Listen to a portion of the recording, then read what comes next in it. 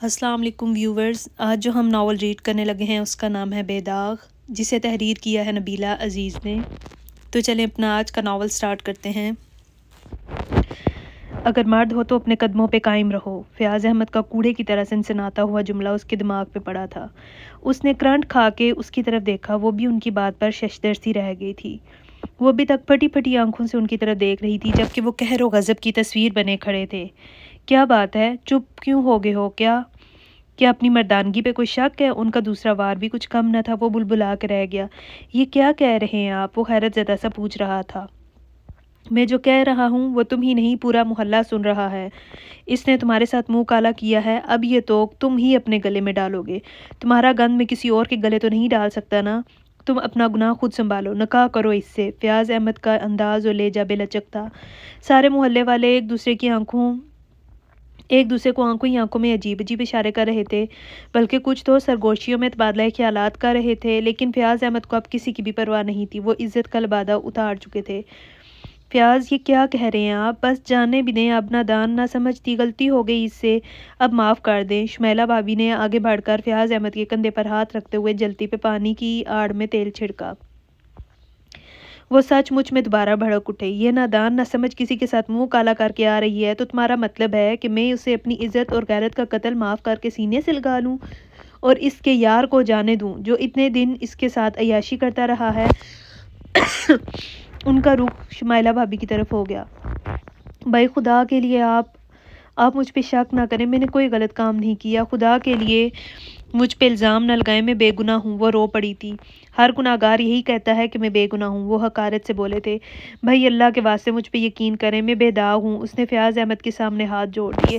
تم بے داغ ہو تب بھی یہی شخص تم سے نکاح کرے گا، اور اگر داغدار ہو تب بھی یہی تمہیں قبول کرے گا۔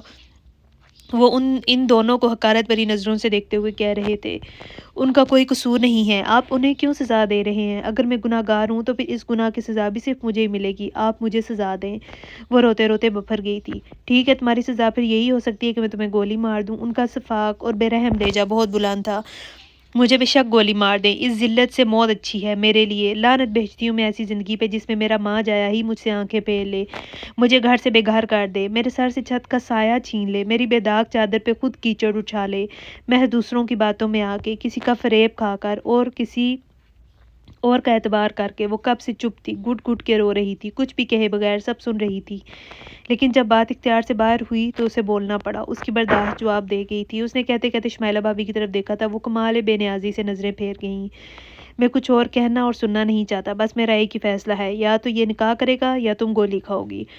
انہوں نے کوئی گنجائش نہیں چھوڑی تھی، اور عزیر ہمدانی مرد تھا، اپنے قدم پیچھے کیسے ہٹا لیتا، اور اگر ہٹا بھی لیتا تو یقیناً وہ لڑکی گولی کا نشانہ بن جاتی، کیونکہ ان لوگوں کی بے حسی اور بے رحمی تو اسے ان کے چہروں سے ہی نظر آ رہی تھی۔ یقیناً وہ اسے گولی مارنے سے دریغ نہ کرتے۔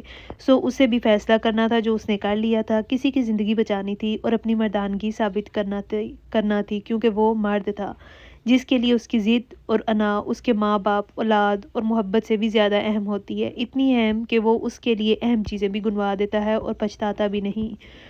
اور اس وقت عزیر ہمدانی کے لیے بھی اس کی انا اور مردانگی ہی زیادہ اہم تھی، اتنی اہم کہ وہ باقی سب بھول گیا تھا۔ رات کے 11 بجے کا وقت تھا۔ پورے شہر میں رات جاگ رہی تھی۔ سڑک پر روشنی اور گاڑیوں کا جیسے سیلاب امڑ آیا تھا۔ ہر طرف جلدی مچی ہوئی تھی، ہر کوئی آگے بڑھنے اور آگے نکلنے کی کوششوں میں تھا، لیکن ایک وہ تھا جس کی گاڑی کی سپیڈ انتہائی کم تھی، اور گاڑی کی کم سپیڈ سے اندازہ ہوتا تھا کہ اس کی سوچوں اور خیالات کی سپیڈ کہاں تک پہنچی ہوئی ہے۔ وہ اس کے برابر والی سیٹ پہ چپ چاپ کسی مجرم کی طرح بیٹھی تھی، اور وہ بے دلی سے ڈرائیو کر رہا تھا۔ یوں ہی ڈرائیو کرتے ہوئے اس کی نظر اپنے ساتھ بیٹھے وجود پر پڑی، اور لمپ بھیج گئے تھے۔ وہ مظلوم تھی لیکن اس وقت مجرم نظر آ رہی تھی۔ چند سیکنڈ اس نے اسے دیکھنے کے بعد نظریں دوبارہ ونڈو اسکرین پہ جماتے ہوئے گیئر بدلا اور سپیڈ بڑھا دی، اتنی تیز کہ ایک پل میں بہت سی گاڑیوں کو پیچھے چھوڑ دیا، اور گاڑی کی اتنی سپیڈ پہ وہ بھی ٹھٹک گئی تھی۔ اس نے چونک کر اس کی سمت دیکھا۔ وہ سامنے ونڈو اسکرین کی سمت دیکھتے ہوئے سختی سے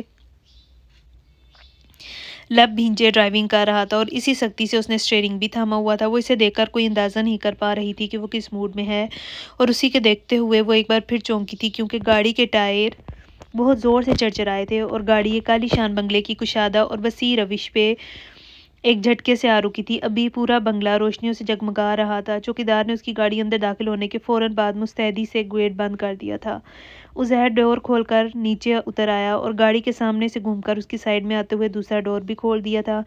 وہ شاید اترنے میں چند سیکنڈ کا وقت لیتی، لیکن اس کے موڈ کے پیش نظر وہ بھی فوراً ہی اتر آئی تھی اور اس کے پیچھے اس نے دھڑام سے دروازہ بند کر دیا تھا۔ چلیے، وہ اسے آگے بڑھنے کا اشارہ کرتے ہوئے خود بھی آگے بڑھ آیا تھا۔ اس کے قدم مضبوط تھے جبکہ وہ سست رفتاری سے چل رہی تھی۔ بیرونی مین ڈور عبور کر کے وہ کوریڈور میں داخل ہوئے تھے اور اس چکنے فرش پہ چلنے کا عادی تھا، اس لیے اسے کوئی ڈر نہیں تھا، لیکن اس کے لیے یہ روشنیاں اور یہ سنگ مرمر نیا تھا، اس لیے وہ ڈر ڈر کے قدم اٹھا رہی تھی۔ یوں لگ رہا تھا جیسے دودھیا ٹیوب لائٹس اور فانوس دیواروں اور چھت پہ نہیں بلکہ نیچے فرش میں نصب ہوں، اور فرش میں نصب روشنیوں پہ پاؤں رکھتے ہوئے اس کے قدم لڑکھڑا رہے تھے۔ اسے ڈر تھا کہ وہ پھسل کے گر جائے گی، اور اس کے قدموں کی سست رفتاری دیکھتے ہوئے وہ چلتے چلتے ٹھہرا اور گردن موڑتے ہوئے ہاتھ بڑھا کر اس کا ہاتھ اپنی مضبوط گرفت میں لے لیا تھا اور دوبارہ سے قدم آگے بڑھا دیے۔ وہ اس کے ساتھ گھسیٹتی چلی گئی۔ اب تو آہستہ قدم اٹھانا بھی دشوار تھا، اگر ایسا کرتی تو یقیناً گر جاتی۔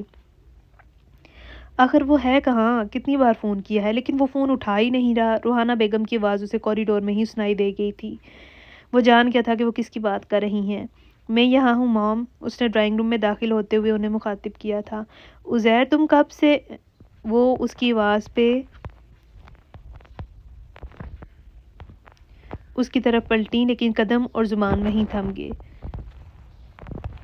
عزیر کے ساتھ بڑی سی چادر میں لپٹی ہوئی ایک لڑکی بھی تھی اور اس لڑکی کا ہاتھ عزیر کے ہاتھ میں تھا۔ اس کے ساتھ کسی لڑکی کا ہونا تو ان کے لیے زیادہ پریشانی کا باعث نہیں تھا، البتہ اس لڑکی کا حلیہ اور عزیر کے ہاتھ میں دبا اس کا ہاتھ ضرور پریشانی کا سبب بن گئے تھے۔ اس کا یہ انداز بہت کچھ کہہ رہا تھا۔ یہ کون ہے؟ وہ زیادہ دیر صبر نہ کر سکیں۔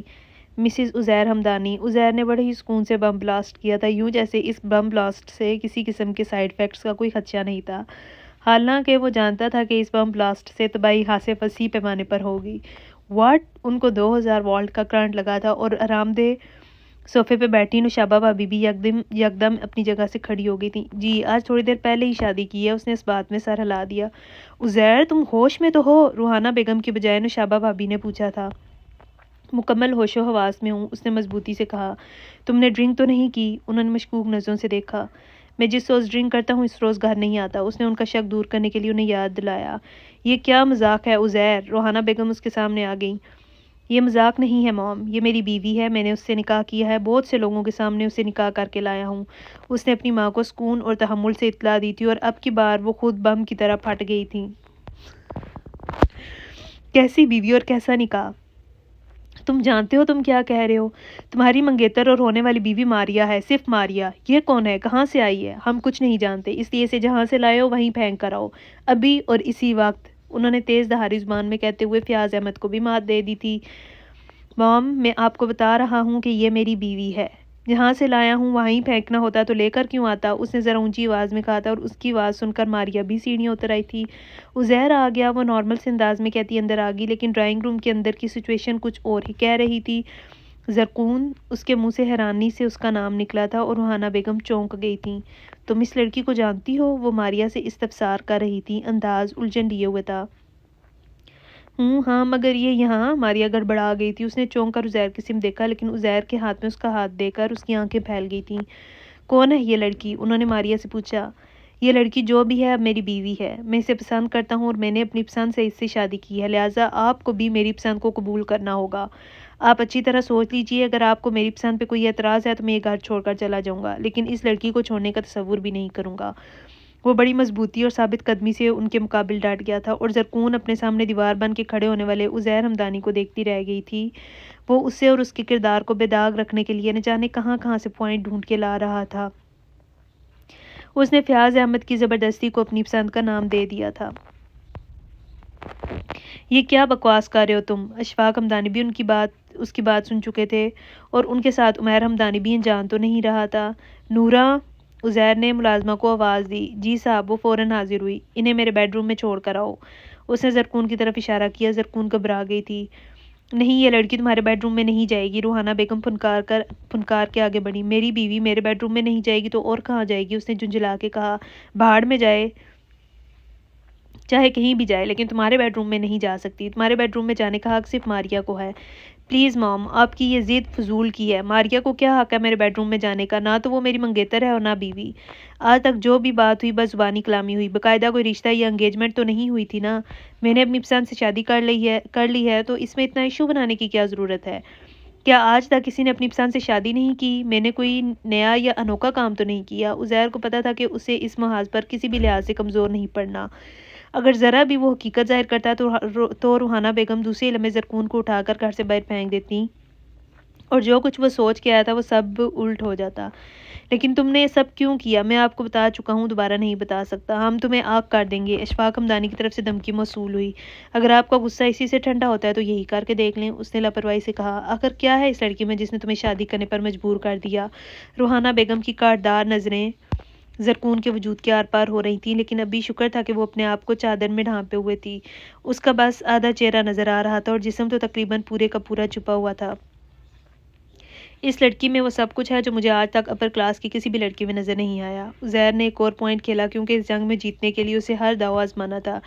اس بات کا احساس تمہیں آج سے 10 دن پہلے کیوں نہیں تھا؟ پہلے تو تمہارے لیے ماریہ ہی اہم تھی۔ ماریہ نے کافی تلخ اور تیز لہجے میں پوچھا تھا۔ آج سے 10 دن پہلے اس لیے احساس نہیں تھا کیونکہ میری اس سے ملاقات نہیں ہوئی تھی، اور ماریہ اس لیے اہم تھی کیونکہ میں نے ماریہ سے آگے کبھی دیکھا ہی نہیں تھا، لیکن جب دیکھا تو پتا چلا ماریہ تو کچھ بھی نہیں ہے۔ عزیر نے یہ سنگین وار بھی کر ڈالا۔ ماریہ کے ساتھ ساتھ روحانہ بیگم بھی بلبلا اٹھی تھی۔ اس نے ماریہ کی انسلٹ کرنے میں کوئی کسر نہیں چھوڑی تھی، حالانکہ وہ ایسا کرنا نہیں چاہتا تھا، لیکن یہ اس کی مجبوری تھی۔ اسے زرکون کے قدم جمانے کے لیے ماریہ کے قدم اکھاڑنے تھے، ورنہ زرکون کا گزارا مشکل تھا اور اسے سب کے سامنے من چاہی ظاہر کرنا چاہتا تھا تاکہ کوئی اس کی حیثیت کو کم نہ سمجھے۔ شٹ اپ عزیر، تم حد سے بڑھ رہے ہو، عمیر ہمدانی نے مداخلت کی۔ پلیز عمیر بھائی، یہ آپ کا نہیں، میرا اور میرے پیرنٹس کا مسئلہ ہے، آپ کو درمیان میں بولنے کی کوئی ضرورت نہیں ہے۔ اس نے ہاتھ اٹھا کر کافی شائستگی سے عمیر ہمدانی کو مداخلت سے روک دیا تھا۔ تم مجھے کہہ رہے ہو؟ وہ غصے سے بولے۔ جی آپ کو کہہ رہا ہوں، وہ بھی انہی کا بھائی تھا۔ عمیر نے کچھ کہنا چاہا لیکن اشفاق ہمدانی نے روک دیا۔ اس لڑکی کو بیڈ روم میں بھیجو، انہوں نے اشارہ کیا۔ نورا، اسے میرے بیڈ روم میں چھوڑ آؤ۔ عزیر کو اور کیا چاہیے تھا بھلا؟ اس نے فوراً اسے اوپر بیڈ روم میں بھیج دیا اور خود اکیلا ان کی عدالت میں کھڑا رہ گیا۔ اب پتہ نہیں کب تک یہ بحث کا سلسلہ چلنا تھا اور اس بحث کا انجام کیا تھا، اس سے وہ بھی انجان تھا اور زرکون بھی۔ رات کے 3 بجے کا وقت تھا۔ پورا شہر پرسکون اور گہری نیند سو رہا تھا جب وہ تھکے تھکے بوجھل انداز میں آہستگی سے بیڈ روم کا دروازہ کھول کر اندر داخل ہوا تھا۔ زرکون پچھلے 3 گھنٹے سے متواتر رو رہی تھی۔ قسمت نے اسے کہاں سے کہاں لا پھینکا تھا۔ کوئی اپنا قبول کر رہا تھا، نہ ہی پرایا۔ ایسے میں ماں باپ کی کمی شدت سے رلا رہی تھی۔ اگر اس کی ماں ہی زندہ ہوتی تو اسے یوں دہر دہر بھٹکنے کے لیے اور دوسروں کی جھڑکیاں سہنے کے لیے تو نہ چھوڑتی۔ وہ ہر ایک کے لیے بوجھ بلکہ مصیبت بن گئی تھی، اس شخص کے لیے بھی جو مشکل وقت میں اس کے لیے ڈھال بن گیا تھا، جس نے اس کا ساتھ دیا تھا اور اس کی خاطر اپنوں کی بدگمانی اور ناراضی مول لی تھی، بلکہ سب سے ڈانٹ پھٹکار اور لعنت ملامت بھی سن رہا تھا۔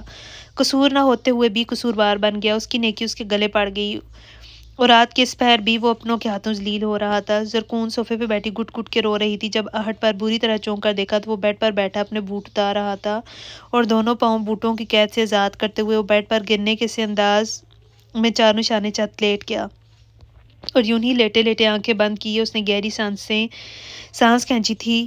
وہ شاید اپنے تھکے تھکے اعصاب ریلیکس کرنا چاہتا تھا، لیکن چند منٹ بعد اس کے اعصاب کا تناؤ کچھ کم ہوا تو اس نے چونک کر بیڈ کی طرف دیکھا، وہ کہیں بھی نہیں تھی۔ اور اس کا خیال آتے ہی وہ جھٹکے سے اٹھ بیٹھا، لیکن اسے زیادہ تردد نہیں کرنا پڑا۔ وہ سامنے ہی صوفے پہ سمٹی بیٹھی تھی۔ چند ثانیے کے لیے وہ پھر ریلیکس ہو گیا تھا۔ آپ ابھی تک سوئی نہیں؟ وہ آہستگی سے پوچھ رہا تھا۔ آپ بھی تو ابھی تک نہیں سوئے، وہ دھیمے سے بولی، لیکن مسلسل رونے کی وجہ سے آواز خاصی بھیگی ہوئی اور بوجھل ہو رہی تھی۔ میں تو لیٹ نائٹ سونے کا عادی ہوں۔ اس نے سر جھٹکا، بیڈ سے کھڑا ہو گیا اور واش روم میں چلا گیا۔ تقریباً 10-15 منٹ بعد وہ باہر آیا تو کپڑے چینج کرنے کے ساتھ ساتھ شاور بھی لے چکا تھا اور ابھی بالوں میں تولیہ رگڑ ہی رہا تھا کہ جب کچھ خیال آنے پہ ٹھٹک گیا۔ او مائی گاڈ! زرکون نے چونک کر دیکھا، لیکن وہ کچھ یاد آنے پہ اپنے آپ کو سرزنش کرتا ہوا یوں ہی تولیے سمیت کمرے سے باہر نکل گیا تھا۔ زرکون نے اس کے پیچھے حیرانی سے دیکھا، لیکن وہ غائب ہو چکا تھا، مگر کافی دیر بعد جب وہ واپس آیا تو اسے مزید حیرانی ہوئی تھی کہ اس کے ہاتھ میں کھانے کی ٹرے تھی۔ آئی ایم سوری، مجھے یاد ہی نہیں تھا کہ آپ نے کل صبح سے کچھ نہیں کھایا۔ شام کے وقت وہ مسئلہ کھڑا ہو گیا اور پھر بعد میں کچھ یاد ہی نہیں رہا کہ کیا ہوا ہے اور کیا کرنا ہے۔ خیر آپ یہ کھانا کھا لیں۔ اس نے ٹرے اس کے سامنے ٹیبل پہ رکھ دی۔ کھانا، وہ کھانے سے سجی ٹرے دیکھنے لگی جو وہ اس وقت خود سجا کے لایا تھا۔ کیونکہ آپ کو بھوک نہیں ہے؟ وہ سوالیہ نظروں سے دیکھ رہا تھا۔ زرکون چپ ہو گئی۔ اتنا کچھ ہونے کے بعد بھوک کا احساس بھلا کہاں رہا تھا؟ سارے احساسات ہی مر گئے تھے۔ آپ نے بھی تو کل صبح سے کچھ نہیں کھایا، آپ بھی کھانا کھا لیں۔ زرکون نے اسے بھی اس کی بھوک کا احساس دلایا اور وہ جو انکار کرنے والا تھا نہ جانے کیا سوچ کر رک گیا۔ ٹھیک ہے، آپ کھانا نکالے، میں بھی کھا لیتا ہوں۔ واقعی بھوک تو مجھے بھی لگ رہی ہے۔ وہ اس بات میں سر ہلاتا ہوا کمپیوٹر کے سامنے رکھی کرسی گھسیٹ کے قریب لے آیا اور زرکون کے مقابل بیٹھ گیا، اور وہ جو بھوک نہ ہونے کا اعلان کرنے والی تھی عزیر کو کھانے پہ آمادہ دیکھ کر چپ ہو گئی۔ اسے پتا تھا کہ اگر وہ نہیں کھائے گی تو وہ بھی ٹال دے گا۔ مجبوراً دونوں کو ایک دوسرے کا خیال کرنا پڑا تھا، اور وہ ابھی تک اس بڑی سی چادر میں لپٹی ہوئی تھی اور عزیر بلیک ٹراؤزر پہنے بغیر کسی شرٹ کے وائٹ اور بلو لائننگ والا تولیہ کندھوں پہ رکھے اتنے مگن سے انداز میں کھانا کھا رہا تھا جیسے رات کے 3:30 بجے وہ کسی 5 اسٹار ہوٹل میں بیٹھا مزے سے ڈنر کر رہا ہو۔ زرکون نے ایک نظر اسے دیکھا۔ وہ شخص اس کے لیے فرشتہ ثابت ہوا تھا۔ اس نے زرکون کی خاطر اپنی زندگی، اپنا کیریئر بھی داؤ پہ لگا دیا تھا، لیکن پھر بھی وہ کتنا پرسکون اور مطمئن تھا۔ اس کے لہجے اور انداز کا ٹھہراؤ ہنوز وہی تھا۔ کیا دیکھ رہی ہیں؟ اس نے اچانک سر اٹھاتے ہوئے زرکون کی آنکھوں میں دیکھا۔ وہ یکدم گڑبڑا گئی تھی۔ کچھ نہیں، اس نے نفی میں سر ہلایا۔ میں اتنا اچھا بھی نہیں ہوں جتنا آپ کو نظر آ رہا ہوں۔ وہ اس کی سوچ کا صفحہ پڑھ چکا تھا۔ ہر انسان کی طرح مجھ میں اگر چند خوبیاں ہیں تو چند خامیاں بھی ہیں۔ میرے ساتھ رہیں گی تو آہستہ آہستہ سب پتہ چل جائے گا۔ وہ پانی پیتے ہوئے نیپکن سے ہاتھ پونچھ کر کھڑا ہو گیا۔ کھانا کھانے کے بعد بہتر ہے کہ آپ تھوڑی دیر کے لیے سو جائیں، کچھ ہی دیر بعد تو صبح ہو جائے گی۔ وہ بیڈ کی طرف بڑھتے ہوئے بولا، میں اب نماز پڑھوں گی، اذان ہونے ہی والی ہے۔ وہ وضو کرنے کی غرض سے کھڑی ہو گئی۔ ایز یو وش، اس نے کندھے اچکائے اور سونے کے لیے لیٹ گیا، اور وہ وضو کر کے باہر آئی تو تب تک وہ سو چکا تھا، لیکن وہ مشکل میں پڑ گئی۔ کمرے میں نماز پڑھنے کے لیے جائے نماز نہیں تھی، سو مجبوراً اس نے عزیر کی وارڈروب کے پٹ کھول کے دیکھے کہ شاید کوئی چادر مل جائے، اور بالآخر وارڈروب کے اوپر والے حصے سے ایک طے شدہ چادر ملی، اور وہ قالین پہ چادر بچھا کر نماز پڑھنے کے لیے کھڑی ہو گئی۔ اذان ہو چکی تھی۔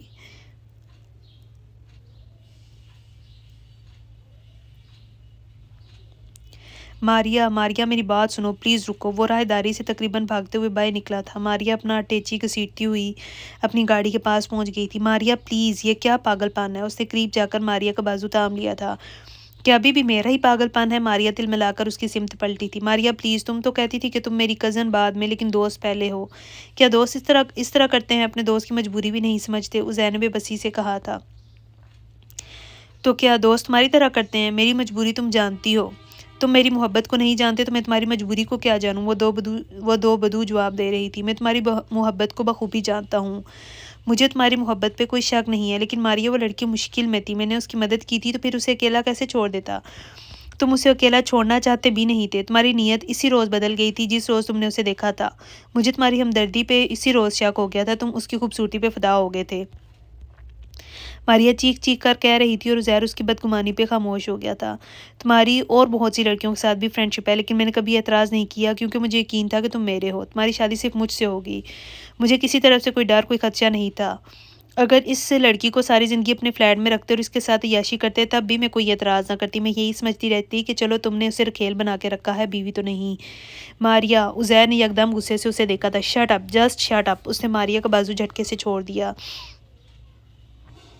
تم میرے بارے میں جو جی چاہے کہو، لیکن بے گناہ کسی پہ الزام تراشی میں برداشت نہیں کروں گا۔ اس نے ماریا کی سمت انگلی اٹھاتے ہوئے اسے وارننگ دی۔ کیوں برداشت نہیں کرو گے؟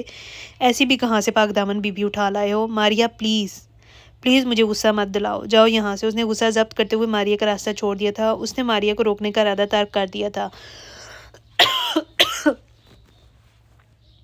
ماریا بمشکل اپنا اٹیچی گاڑی کی ڈگی میں ڈال کے ڈرائیونگ سیٹ پہ آ بیٹھی تھی۔ تم نے اچھا نہیں کیا عزیر ہمدانی، وہ گاڑی سٹارٹ کرتے ہوئے نفرت سے چبا کر بولی، اور گاڑی زناٹے سے نکال کر لے گئی۔ عزیر چند لمحے یوں ہی کھڑا گیٹ کی سمت دیکھتا رہا، پھر پلٹتے ہوئے قریبی گملے کو پاؤں سے ٹھوکر دے ماری تھی۔ اچھا نہیں کیا، وہ بڑبڑاتا ہوا اندر آ گیا تھا۔ ابھی روحانہ بیگم اور باقی گھر والے سو رہے تھے۔ یہ تو زرکون کی وجہ سے اسے پتہ چل گیا تھا کہ ماریا گھر چھوڑ کر جا رہی ہے۔ اسی نے عزیر کو آ کر جگایا تھا، اور وہ نیند سے اٹھ کر سیدھا ماریا کے پیچھے بھاگا تھا، لیکن ماریا کے تیور رکنے والے نہیں تھے، اسی لیے اس نے بھی زیادہ اصرار نہیں کیا تھا۔ صاحب ناشتہ لگاؤں آپ کے لیے؟ نورا اسے ڈرائنگ روم میں داخل ہوتے دیکھ کر الرٹ ہو گئی تھی۔ آج سنڈے تھا، اس لیے اشفاق حمدانی عمیر حمدانی بھی گھر پہ ہی تھے اور فی الحال سو رہے تھے۔ نہیں ابھی نہیں، اس نے انکار کر دیا اور یوں ہی ڈھیلے ڈالے انداز میں صوفے پر ڈہ گیا۔ رات کو نیند پوری ہوئی تھی اور نہ اب سو سکا تھا، دماغ ایک دم بوجھل ہو گیا۔ کل سے مسلسل وہ ٹینشن کا شکار تھا، شاید اسی لیے اب سر میں درد ہونے لگا تھا۔ ڈپریشن اس کے چہرے سے نظر آ رہا تھا۔ نورا روحانہ بیگم نے اپنے بیڈ روم سے نکلتے ہی ملازمہ کو آواز دی تھی۔ جی بیگم صاحبہ۔ وہ فوراً حاضر ہوئی۔ ناشتہ تیار ہے؟ جی تیار ہے۔ اوکے ناشتہ لگاؤ، میں فریش ہو کر آتی ہوں۔ وہ ایک نظر عزیر پر ڈال کر واپس پلٹ گئی۔ سنو، انہوں نے پلٹ کر دوبارہ نورا کو مخاطب کیا۔ جی بیگم صاحبہ۔ ماریا اٹھ گئی؟ انہوں نے چہیتی بانجی کا پوچھا۔ نورا نے عزیر کو دیکھا اور اس کے سوال پہ وہ بھی ٹھٹک گیا۔ میں تم سے پوچھ رہی ہوں نورا۔ انہوں نے نورا کو خفگی سے دیکھا۔ جی بیگم صاحبہ، وہ تو چلی گئی۔ نورا نے ذرا اٹک کر جواب دیا۔ چلی گئی مگر کہاں؟ انہیں حیرت کا شدید جھٹکا لگا تھا۔ واپس حیدرآباد؟ مگر کیوں؟ ان کی حیرانی ختم نہیں ہو رہی تھی۔ وہ اپنے گھر چلی گئی ہیں، اپنا سارا سامان بھی لے گئی ہیں۔ عزیر صاحب ان کو روکنے کے لیے گیٹ تک گئے تھے لیکن وہ نہیں رکی۔ نورا نے لگے ہاتھوں عزیر کی طرفداری بھی کر ڈالی۔ کیا ماریا گھر سے چلی گئی؟ اور تم مجھے اب بتا رہی ہو؟ پہلے کہاں مر گئی تھی تم؟ وہ نورا پہ چڑھ دوڑی۔ بیگم صاحبہ آپ سو رہی تھی، اسی لیے میں نے سو رہی تھی، مر تو نہیں گئی تھی نا؟ وہ بری طرح گھبرائی۔ اشفاق، عمیر، نوشابہ، وہ چیخ کر سب کو پکارنے لگی اور چند منٹ میں ہی وہ سب جمع ہو گئے تھے۔ عزیر ایک بار پھر مجرم بنا بیٹھا تھا۔ کیا ہوا ہے؟ اشفاق حمدانی پریشانی سے پوچھ رہے تھے۔ ماریا واپس اپنے گھر چلی گئی ہے۔ وہ یہاں سے جا رہی تھی لیکن اس نے ہمیں بتایا ہی نہیں۔ اب ان کی توپوں کا رخ عمیر کی سمت تھا۔ عزیر یہ سب کیا ہو رہا ہے گھر میں؟ اشفاق حمدانی بھی غصے میں آ گئے تھے۔ مجھے نہیں پتا کہ کیا ہو رہا ہے، وہ جھنجھلا گیا تھا۔ تو پھر کس کو پتا ہے؟ یہ سب تمہارا ہی کیا دھرا ہے۔ میرا کیا دھرا کیوں ہے؟ جب وہ یہاں آئی تھی تو میں نے اسے آنے کے لیے نہیں کہا تھا، اور آج اگر وہ گئی ہے تو تب بھی میں نے اسے جانے کے لیے نہیں کہا۔ وہ یہاں اپنی مرضی اور اپنی ضرورت کے لیے رہ رہی تھی، میرے لیے نہیں کہ آج میں اسے برا لگا تو وہ اٹھ کر چلی دی۔ عزیر نے کافی بیزاری اور کوفت کا اظہار کیا تھا۔ اس کا انداز بھی حد چڑچڑا سا تھا۔ وہ کل رات سے تھک گیا تھا سب کے سامنے وضاحتیں دے کر۔ تمہیں اس کو روکنا تو چاہیے تھا، وہ ہماری مہمان تھی۔ میں نے روکنے کی کوشش کی تھی لیکن وہ خود ہی رکنے کے لیے تیار نہیں تھی۔ وہ اب طنزیہ بول رہا تھا۔ تم نے ہمیں کیوں نہیں بتایا؟ آپ کو بتاتا تب تک وہ چلی جاتی۔ بس کرو عزیر، تم نے میرا خون ہی جلا دیا۔ روحانہ بیگم سر تھام کے بیٹھ گئی تھیں اور عزیر وہاں سے جھٹکے سے اٹھ کر اوپر آ گیا تھا اور کمرے میں بے چین سی زرکون اسے دیکھ کر شرمندہ سی ہو گئی تھی۔ عزیر کی پریشانی اور ٹینشن اس کے چہرے سے یہاں تھی۔ اس کے تیور دیکھ کر زرکون کی اتنی ہمت ہی نہ ہوئی کہ وہ آگے بڑھ کر اس سے گھر کی صورتحال پوچھ سکے۔ وہ واش روم میں گیا، شاور لے کر کپڑے چینج کیے اور بالوں میں برش پھیر کر والیٹ، موبائل اور گاڑی کی چابی لے کر کچھ بھی کہے بغیر گھر سے نکل گیا تھا۔ اتنے دنوں میں پہلی بار زرکون نے اس کے چہرے پہ پریشانی اور کوفت دیکھی تھی، ورنہ اس نے اتنے دنوں سے اس شخص کو ہر بار مطمئن ہی دیکھا تھا۔ بھابی؟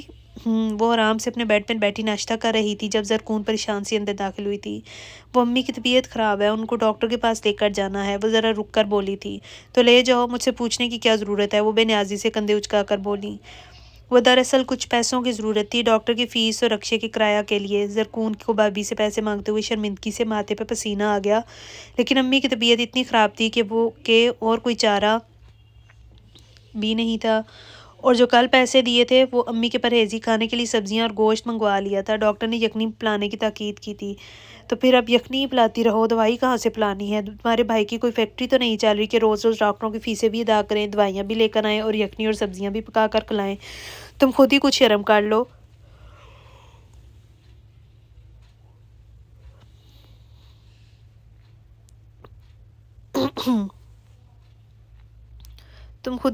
کر لو۔ انہوں نے زرکون کو کھری کھری سنا کر حد سے زیادہ شرمندہ کر دیا تھا، لیکن اس وقت وہ شرمندہ ہو کر چپ نہیں ہو سکتی تھی کیونکہ امی تکلیف میں تھیں۔ بھابی، وہ بھائی کے آنے میں بھی کافی دیر ہے، اتنی دیر امی یہ تکلیف برداشت نہیں کر سکتی، پلیز آپ ان کی حالت تو دیکھیے، اس نے التجائیہ انداز سے کہا تھا۔ میں کیا کروں گی ان کی حالت دیکھ کر؟ میں کوئی ڈاکٹر ہوں؟ انہوں نے کندھے اچکائے۔ زرکون باہر صحن سے مہرین کی آواز سنائی دی تھی۔ زرکون بھابی کے کمرے سے تیزی سے باہر نکل آئی۔ مہرین، تم آج کالج نہیں گئی؟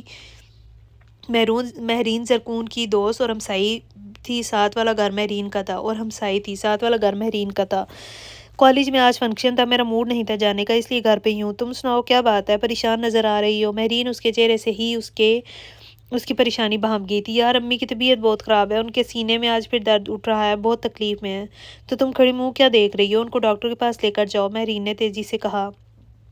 کیسے لے کر جاؤں؟ فیاض بھائی گھر پہ نہیں ہے اور وہ کسی کام سے ملتان گئے ہیں اور میرے پاس وہ کہتے کہتے چپ ہو گئی تھی، لیکن مہرین اس کی دوست تھی، اس کی چپ کی زبان بھی سمجھ گئی۔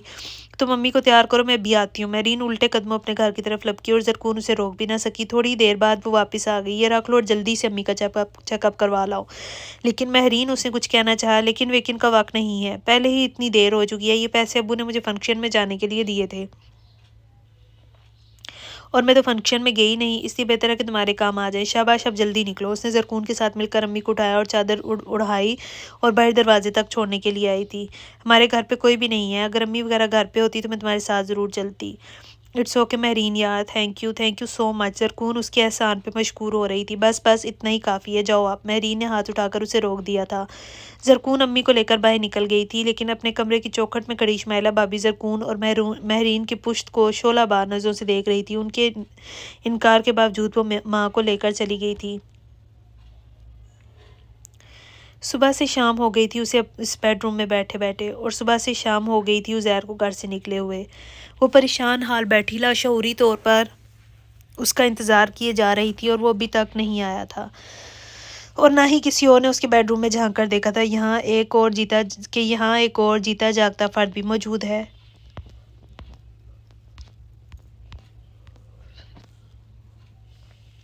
یہاں تک کہ صبح سے کسی ملازم یا ملازمہ نے بھی خیر خبر نہیں لی تھی، نہ کسی نے کھانے پینے کا پوچھا اور نہ ہی جینے مرنے کا، کہ وہ زندہ بھی ہے یا اندر پڑے پڑے مر گئی ہے۔ وہ بھوک اور پیاس پہ صبر کرتی انتظار کی گھڑیاں گنتی رہی، لیکن وقت تھا کہ بھوک کی طرح بڑھتا ہی جا رہا تھا۔ صبح 9 بجے سے گھڑی کی سوئیاں چلتی ہوئی رات کے 12 بجے تک پہنچ گئیں اور اس کے صبر کا پیمانہ لبریز ہو گیا تھا۔ وہ تکیے پہ گری پھوٹ پھوٹ کر رو پڑی تھی۔ اس نے اپنے ساتھ ساتھ اس شخص کو بھی مصیبت میں ڈال دیا تھا۔ وہ نہ ادھر کا رہا نہ ادھر کا، کس کو اپناتا اور کس کو چھوڑتا، اور گھر والوں کو بھی صاف اپنی پرابلم نہیں بتا سکتا تھا، ورنہ وہ زرکون کے ساتھ کسی بھی قسم کا رویہ اختیار کر سکتے تھے، اور زرکون کے سامنے وہ اپنی اس مشکل کا رونا بھی نہیں رو سکتا تھا، کیونکہ یقیناً وہ یہ سب سن کر پشیمان اور شرمندہ ہو جاتی، اور اسے شرمندہ کرنے کا کیا فائدہ تھا، وہ پہلے ہی بہت شرمندہ اور مصیبت زدہ تھی۔ سو پورا دن اور پوری رات گھر سے بڑے دوستوں کے ساتھ باہر گزار کر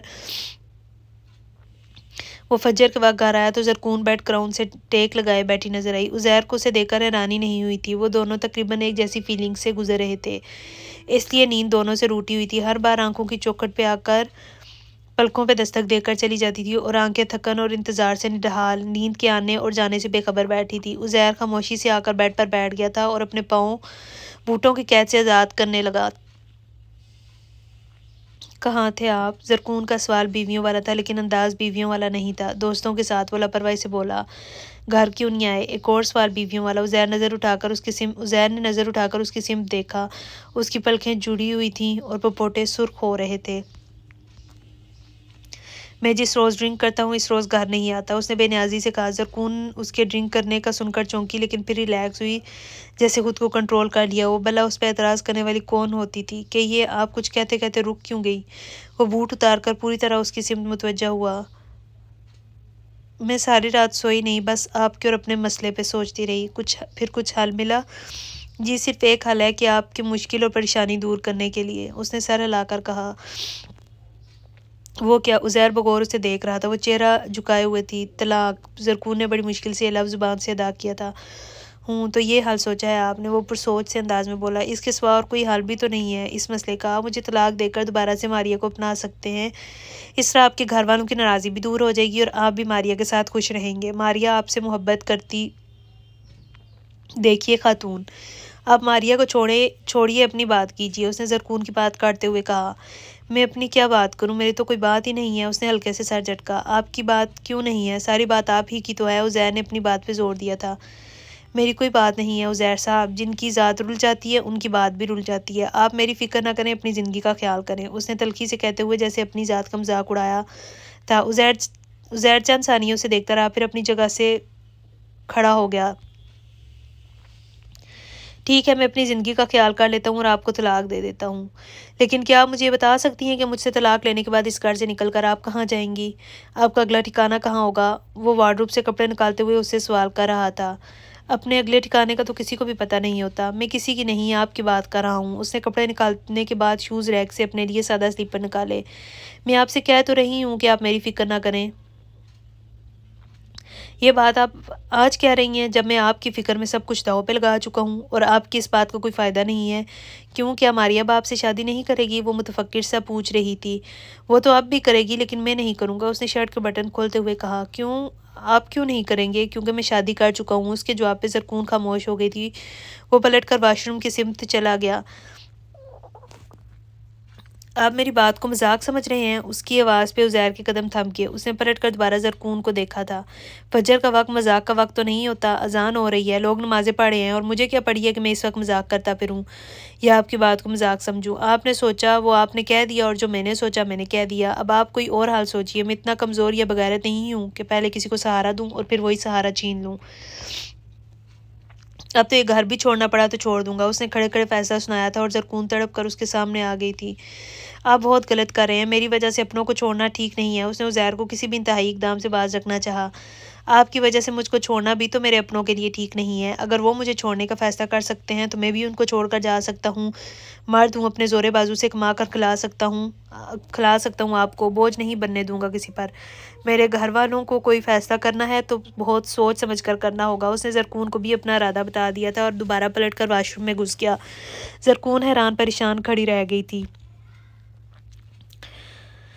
ڈاکٹر نے امی کی حالت کے پیش نظر ان کو ڈرپ لگائی اور چند انجیکشن دیے تھے اور بہت ساری تاکید کے بعد انہیں گھر بھیج دیا تھا، اور اس تاکید میں سر فہرست ان کو ہسپتال میں ایڈمٹ کروانے کی تاکید تھی۔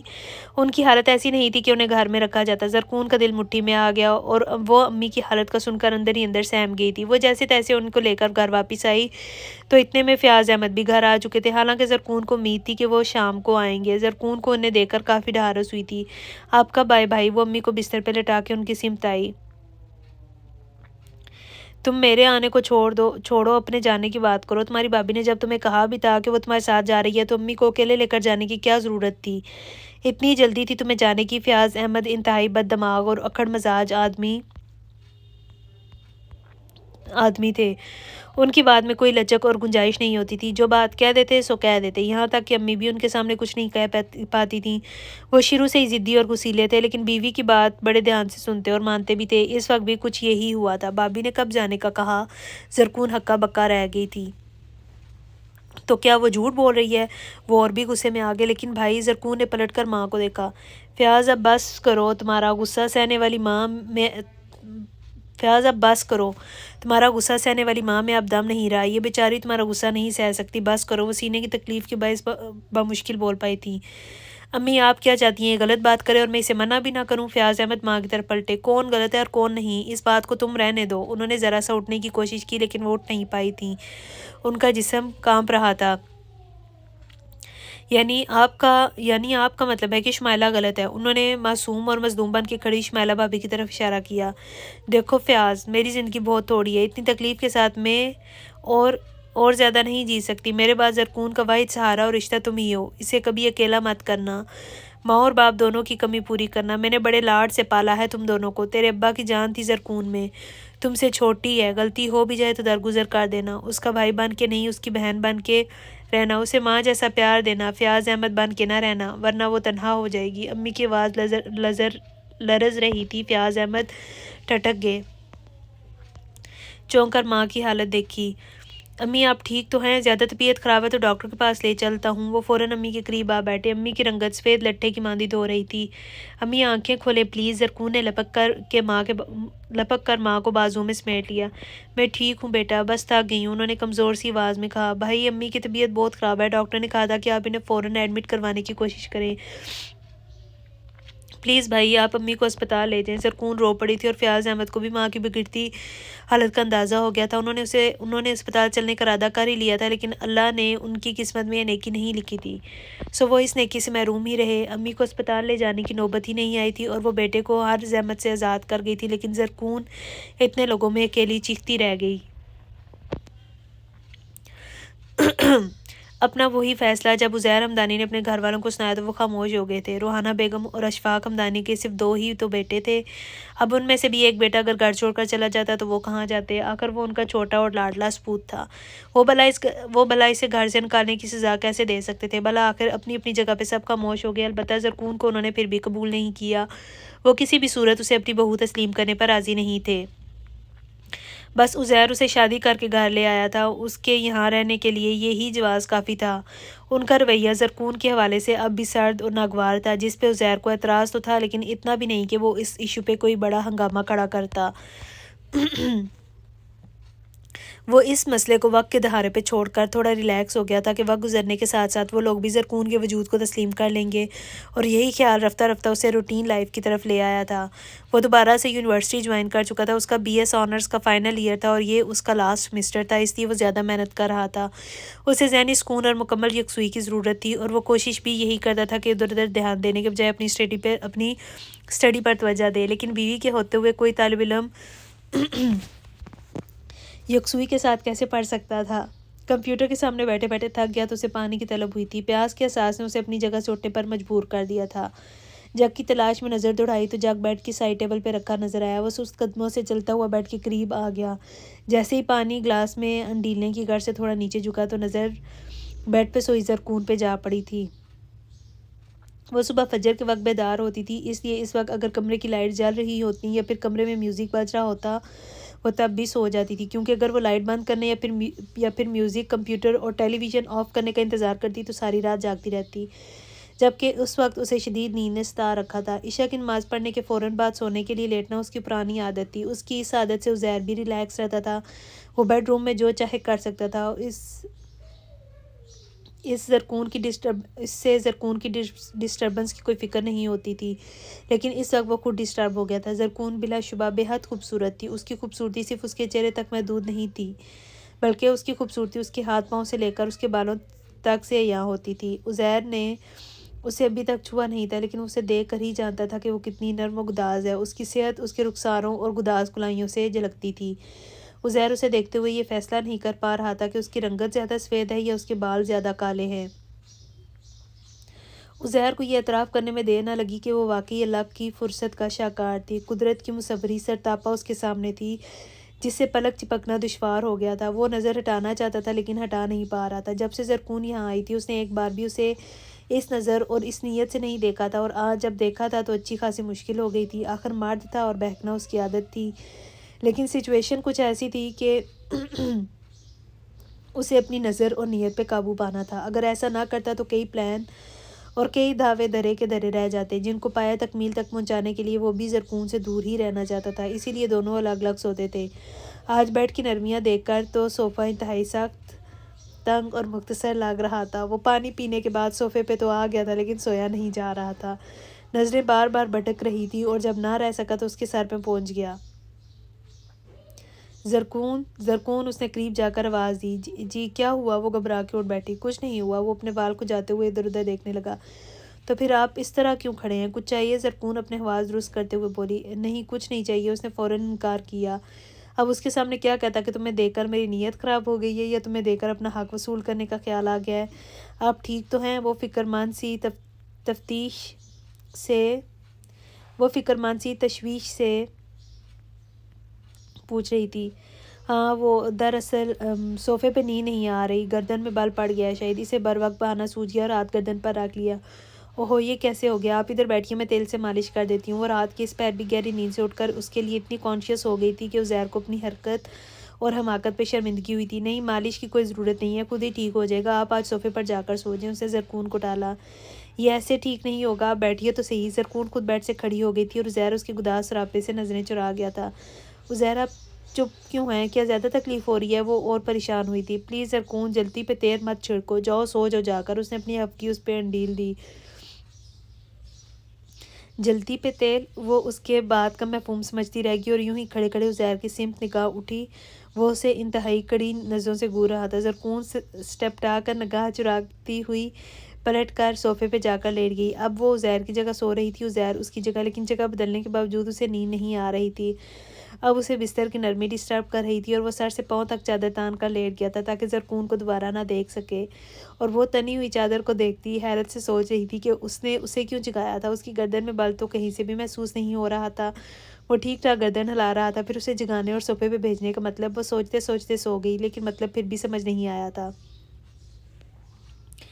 اب کیسی طبیعت ہے آپ کی؟ صبح وہ نیند سے بیدار ہوا تو زرکون نے پہلا سوال یہی کیا تھا۔ طبیعت؟ عزیر نیند سے اٹھا تھا، اس لیے کچھ سمجھ نہیں آ رہا تھا کہ وہ کیسی اور کس کی طبیعت پوچھ رہی ہے۔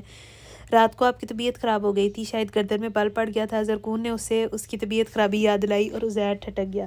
اوہ ہاں، گردن میں بل پڑ گیا تھا لیکن اب ٹھیک ہے، اس نے اپنی گردن سہلاتے ہوئے کہا۔ شکر ہے، ورنہ مجھے تو رات سے پریشانی ہو گئی تھی۔ اس نے شکر ادا کیا اور عزیر اس کی طرف دیکھے بغیر بول رہا تھا۔ اب اسے کیا پتا تھا کہ گردن میں نہیں بلکہ نیت میں بل پڑ گیا تھا۔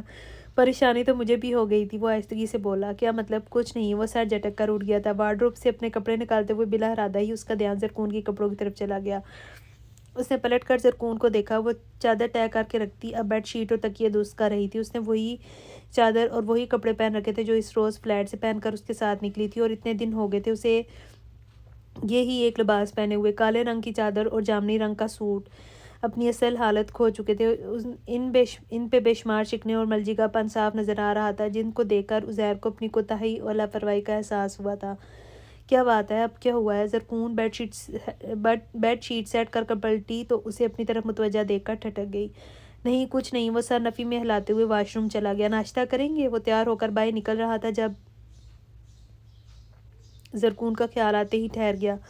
نیچے؟ وہ تھوڑا جھجک کر پوچھ رہی تھی۔ کیوں، آپ اوپر ناشتہ کرنا چاہتی ہیں؟ نہیں، وہ مگر نیچے سب۔ اس نے پرابلم بتائی۔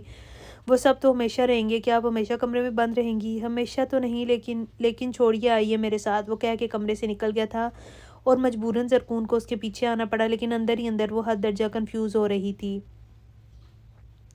دونوں ایک ساتھ سیڑھیاں اترتے ہوئے نیچے آئے تھے۔ گڈ مارننگ، عزیر نے ڈرائنگ روم میں داخل ہوتے ہوئے معمول کے مطابق سب کو مارننگ وش کی تھی۔ السلام علیکم، زرکون نے بھی سلام کیا تھا۔ ناشتے کی ٹیبل پہ موجود سب ہی نے چونک کے دیکھا تھا۔ روحانہ بیگم کے چہرے کے تاثرات میں تناؤ آ گیا تھا۔ اشتیاق حمدانی نے اخبار سے نظریں اٹھا کر دیکھا اور دوبارہ نظریں اخبار پہ جما دیں۔ نوشابہ بھابی اور مہر حمدانی بھی سلگتی ہوئی نظروں سے دیکھ رہے تھے۔ بیٹھو، عزیر نے کرسی کھینچ کر اسے پیش کی۔ روحانہ بیگم اس کا انداز دیکھ کر جل گئیں۔ آج ماریہ واپس آ رہی ہے، میں اسے لینے کے لیے حیدرآباد جا رہی ہوں۔ انہوں نے اپنا غصہ ضبط کرتے ہوئے جان بوجھ کر ماریہ کا ذکر کیا تھا۔ آپ کا گھر ہے، آپ کسی کو بھی لے کر آ سکتی ہیں۔ عزیر نے کندھے اچکائے۔ تم میرے ساتھ چلو گے؟ میں یونیورسٹی جا رہا ہوں۔ اس نے ٹوسٹ پہ جیم لگا کر جیم کی بوتل زرکون کے سامنے رکھ دی۔ یونیورسٹی سے پہلے اتنی چھٹیاں کر چکے ہو تو اب ایک اور صحیح۔ میں اپنی پہلی چھٹیوں کو کور کرنے کی کوشش کر رہا ہوں، اب ایک اور نہیں کر سکتا۔ آپ نوشابہ بھابی یا عمیر بھائی کو ساتھ لے جائیں۔ اس نے صاف صاف انکار کر دیا۔ میرے ساتھ تم جاؤ گے؟ وہ تمہاری وجہ سے ناراض ہو کر گئی تھی، اب تم ہی ساتھ لے کر آؤ گے؟ انہوں نے سختی سے زور دے کر کہا۔ یعنی میں اس سے معافی مانگ کر اسے منا کر واپس لے کے آؤں؟ تو اس میں کیا قباحت ہے؟ قباحت ہوگی مام، ضرور ہوگی۔ جب وہ دوبارہ ناراض ہو کر جائے گی تب آپ کو دوبارہ تم مجھے لیکچر مار دو۔ تم یہ بتاؤ کہ تم میرے ساتھ چل رہے ہو یا نہیں؟ انہوں نے عزیر کی بات درمیان سے کاٹتے ہوئے اپنی بات پر زور دے کر پوچھا تھا۔ نہیں، میں نہیں جا رہا۔ آپ مجھے فورس نہ کریں، اس نے سختی سے منع کر دیا۔ اچھا، تو تم اپنی ساری باتیں منوا لیتے ہو اور ہماری ایک بھی نہیں مان سکتے؟ اشفاق حمدانی چہرے کے سامنے سے اخبار ہٹاتے ہوئے طنزیہ لہجے میں بولے۔ لیکن ڈیڈ، میں اس وقت یونیورسٹی، باہر میں گئی تمہاری یونیورسٹی۔ وہ جواباً دہاڑ اٹھے اور عزیر کو مجبوراً ان کی بات ماننی پڑی تھی۔ اس نے ہتھیار ڈال دیے۔ کسی کو اپنی بات منوانے کے لیے اس کی بات ماننا بھی ضروری ہو جاتا ہے۔ یہی سوچ کر وہ مان گیا تھا، جس پہ روحانہ بیگم کا چہرہ قدرے مطمئن نظر آنے لگا تھا۔ عزیر نے گردن موڑ کر زرکون کی سمت دیکھا۔ وہ نارمل سے انداز میں ناشتہ کرنے میں مصروف تھی۔ عزیر کو وہاں کچھ بھی نظر نہیں آیا۔ امی کی وفات کے بعد زرکون اکیلی اور شمائلہ بھابی آزاد ہو گئی تھیں۔ ساس کا جو ذرا سا بھی لحاظ اور مروت تھا اب وہ بھی ختم ہو گیا تھا۔ وہ آزاد اور بے فکر ہو چکی تھیں۔ گھر کا ہر کام زرکون کے ذمہ تھا۔ وہ پہلے بھی سارے کام خود ہی کرتی تھی، لیکن اب شمائلہ بھابی نے اپنے بیڈ روم کی صفائی ستھرائی، کپڑے دھونا، استری کرنا، صبح کا ناشتہ، دن کا لنچ اور رات کا کھانا بنانا بھی زرکون کے کندھوں پر ڈال دیا تھا، اور دن بھر کاموں میں جتی رہنے والی زرکون نے کبھی اس بات پہ دھیان ہی نہیں دیا کہ آج کل ان کے گھر میں بھابی کے خالہ زاد کزن جبران کا بہت آنا جانا ہو گیا ہے، اور بھابی زرکون کے ساتھ بھی کافی شیریں لہجے میں پیش آتی ہیں۔ یہ تو مہرین تھی جس نے اسے اس چیز کا احساس دلایا تھا۔ یہ کیا کہہ رہی ہو تم؟ زرکون نے ہنڈیا کے نیچے چولہے کی آنچ دھیمی کرتے ہوئے حیرت سے پوچھا۔ کیوں، میں کچھ غلط کہہ رہی ہوں؟ مہرین نے گھور کے پوچھا تھا۔